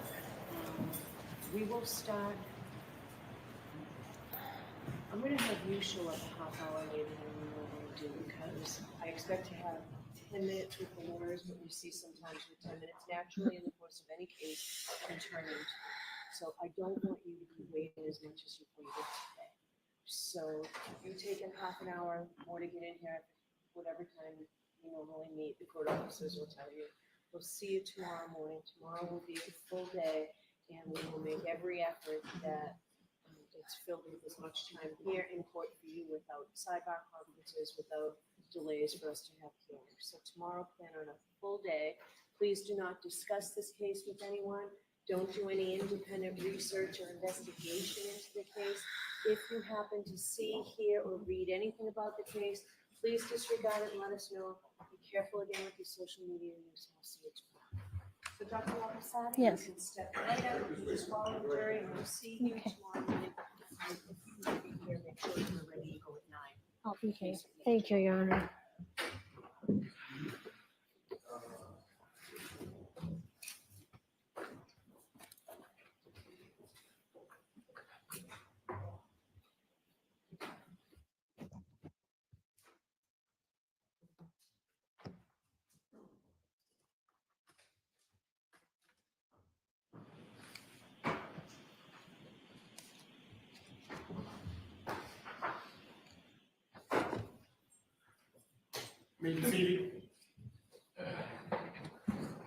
All right, so can you argue the Commonwealth's motion that I received this morning regarding Dr. Renshaw? Can we just do that now? Okay. No, that's fine. So we'll do that first thing at 9 o'clock tomorrow morning. The basis of the Commonwealth's, I've read the motion. I think the motion is clear. I'll hear you both tomorrow on it. All right.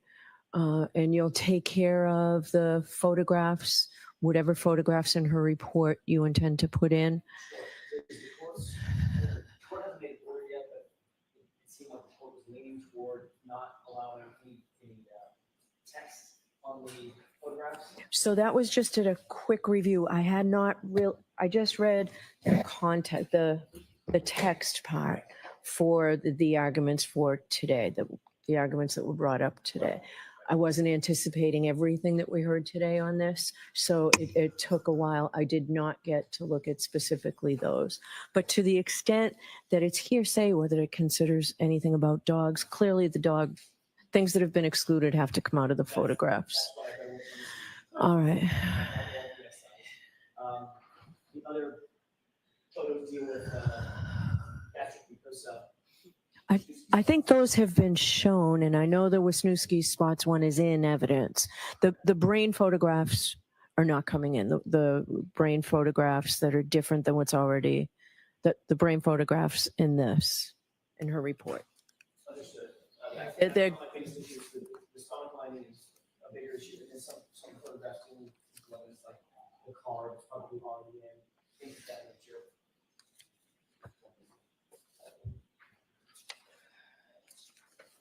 So So tell me what you think is more of an issue, more of what you want. So I don't think the photographs on pages 4 or 5 come in. They don't add anything and they are extremely inflammatory. I'm not looking to enter I'm not looking to get those. All right, the photos on page 6, I believe, are already in evidence.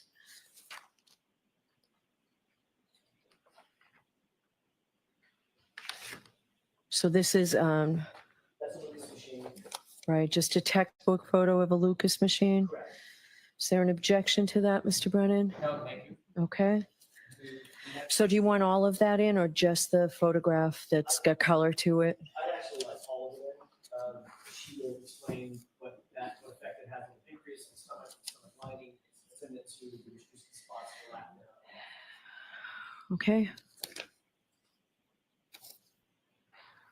Page 14, I think these are all in evidence otherwise, but I would like this particular all in one spot. Hold on one second. Okay, so 1 is in. Point number 1, that was in evidence, and those 2 photographs. This is all for number 1. What was? These are all close-ups of the same photo that is already in evidence. Okay. The right state. So I would like to use this because it speaks to her evaluation of these particular. All right. How does she know it's blood staining on the fabric around the puncture? I'm just curious. The blood staining on fabric around the puncture. Yes. She's getting that from the lab. They tested it. Okay. I don't recall testimony regarding. Doesn't mean it didn't happen. I just don't recall it. So I just need to know the source. All right. Pull that out. No objections to the photos, including objections. Yeah. Okay. 13A and 13B. Yes. Yep. So 13B's out because of the dog bite. Let me see.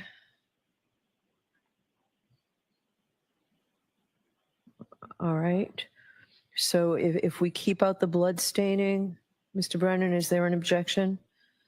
Oh, puncture. What's the objection for the Commonwealth on 13A? The opinion outward tearing, the opinion blood staining.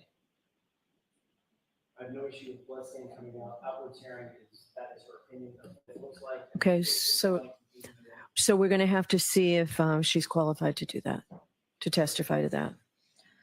All right. What's the next page?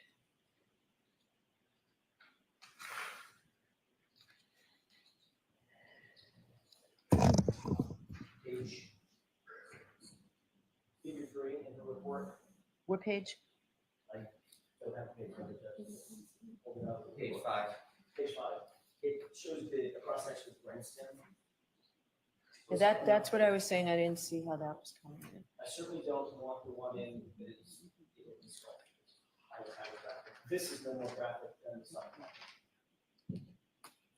I disagree, but why does she have to use this photograph? In furtherance of her determination of the true injury, it supports that. I didn't put it in during that conversation. Okay. There's no contention that coup contra coup is the cause of the brain injury, correct? There is a contention that the coup contra coup is. Yes, that is the contention. I don't think there's any controversy. That's what the. I thought that's what Dr. Wolf testified to, no? Consistent. I don't think there's any disagreement. Right. So I don't know why we need this photograph. Because this shows, at least for her, this shows a bleeding of the brainstem, which talks about whether or not he's immediately incapacitated or not immediately incapacitated. Okay. No, I understand that's an issue. Okay. It is an issue. Yeah. Okay.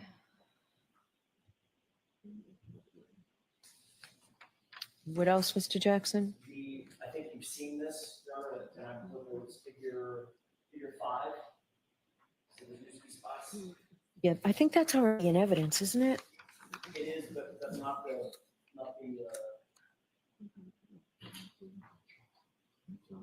Mr. Leslie's saying it's only a chocolate this one, is that right? I recall it was up, and I usually don't put up chalks, but okay. Excuse me? Mr. Alessi. Can you say it again? Thanks. There's only one person who can talk at a time. I'm told it's Exhibit 164. Yes, Your Honor, my understanding is it's marked as an exhibit only. It was used as a charge, but not in evidence. Okay, so if it's marked as an exhibit, it means it's in evidence. Sorry, marked for identification. I'm told I think it's an exhibit. We can find out. If it's an exhibit, everybody's fine with it. It's in 164, I think. We'll know. Okay, what are those? All right, so we'll have to see what's in it. All right, so we'll have to see what's in and what's not. I'm just trying to make the best use of the time here. The next is figure 9A and B. Just attended to, these two photographs are attended to the Lucas machine. So you're saying 9 in evidence or 9 on the form? 9A and B. Is there an objection to these, Mr. Brennan? Going to the Lucas compression device. There's one on someone who's not John O'Keefe, and then this is on Mr. O'Keefe. No objection. Okay, so those will come in. That's it. Okay. All right.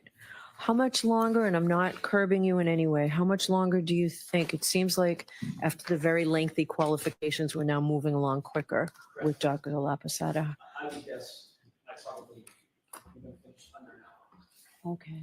Any idea, Mr. Brennan? I guess it'd probably be about a half hour. Okay. So we should finish with Dr. Lapasada's testimony either by the morning break or shortly thereafter. So we'll discuss Dr. Rentschler's testimony, the objections to it. Why don't you just tell me briefly, Mr. Brennan, what the objections are? There are a number of slides that attempt to frame what the contested issues are in the case, improper opinions, and assumes facts not evidence, and improperly summarizes the commonwealth position. There are a number of slides that provide credibility determinations about Dr. Welcher, and there are a number of slides that summarize opinions by this expert. So the improper summaries, the credibility determinations, trying to frame issues for the jury, none of that should be admissible as part of the PowerPoint. So we've articulated each slide and what our objections are. Each slide that we have any objections, there's quite a few. All right, so I'll look through that tonight, but the same restrictions will be, you don't criticize the person, it's the data, what you saw, what you didn't see. So if it's different than that in the slides, it's going to have to come out. Understood. I'll take a closer look at it. I just haven't had a chance. Yeah, no, I understand. I haven't read it either. Okay. 4 documents. These are documents that are intended to Dr. Lapasada's opinion and conclusions concerning the dog bites. Okay, so I'd like to have those identified for the record. yes. So we'll make that part of the record. I need a clean copy of Dr. Lapasada's report and her resume for the same purpose. And the resume. Yes. I'll have those 2 by now. Okay. Just finally, the redacted version of the 3430 post is not marked. Could I have that marked as an exhibit now? Okay. There was no objection, Mr. Brennan? This was never marked as an exhibit. That's all. Why don't we do that right now?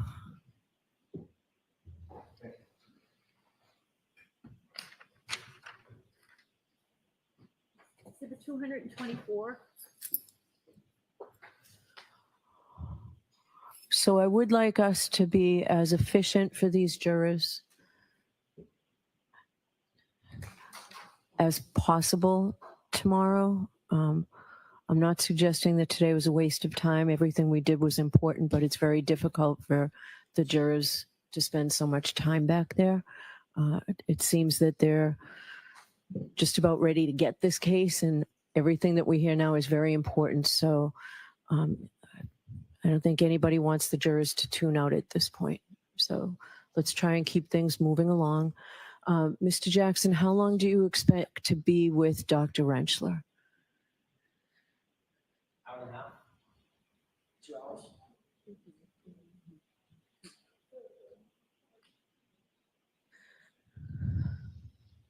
I'm being corrected. 3 hours. 4. She has a better pace than I do. I don't watch my watch run. But maybe it's gonna be a whole thing. I mean, between us and cross-examination. All right. So I told you all the other day, I thought I might be in a position to regret giving you last Thursday off, and that's where we're at. So let's be as efficient as we can possibly be. Promise you we are. It's a murder trial. I understand. All right. One more item, when Your Honor. Okay. So, Mr. Jackson, do you expect that Dr. Rentschler will be the last witness that you call? Okay. On rebuttal, any idea how long that will be, Mr. Brennan? Like 2 hours. Okay. All right, that would be for everything, including Dr. Wrench, Sorry, Dr. Welcher? Dr. Welcher, and then the DNA, all those 2 witnesses.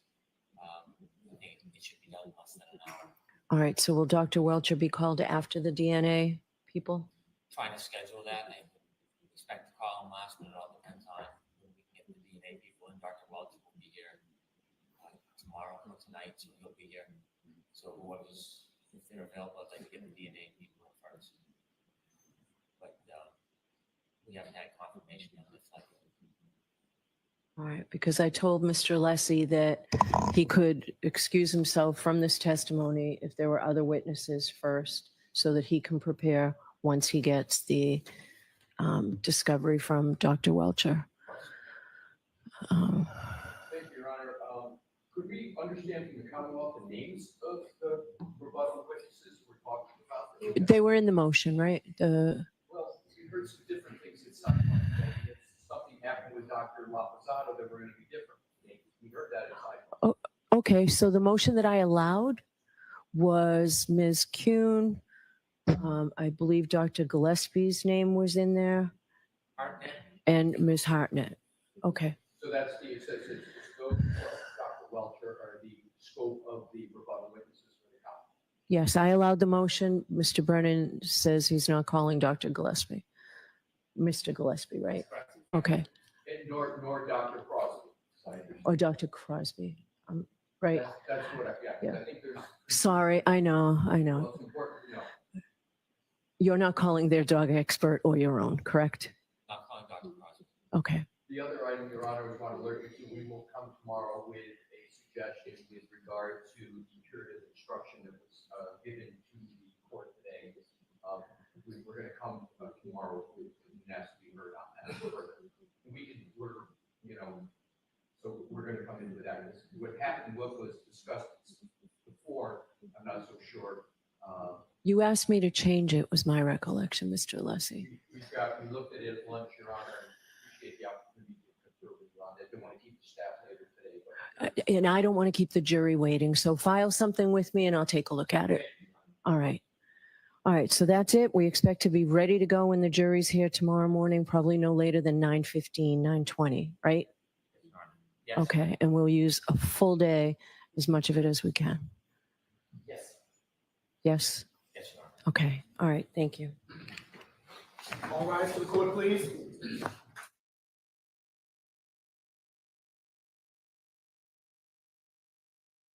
Hey, thank you so much for watching the Karen Reed trial with us, but I wanted to tell you guys about something real quick. We talk a lot about personal safety here all the time. Did you know that your personal data is being harvested and sold online by data brokers? Anybody can buy your personal details, and when that happens, you're at risk for a whole host of things: identity theft, becoming a target of phishing scams, potentially stalking. There's so much more, but that is why I'm so happy to tell you about our sponsor, Delete Me. So Delete Me helps keep your personal information private. They found 35 data brokers with my personal information. They removed my data from a total of 54 listings. Doing that myself would have taken a full 8-hour workday, but that's why it's great to have Delete Me. And they will keep monitoring the sites for you so your information doesn't find its way back on there after the first removal. Using Delete Me has given me peace of mind about my family too, because if someone buys your data via data broker, they can see information about your relatives too. So right now, you can get 20% off of Delete Me and protect your personal data when you go to joindeleteme.com/LCLive and use promo code LC LC Live at checkout. That's joindeleteme.com/LC Live, promo code LC Live.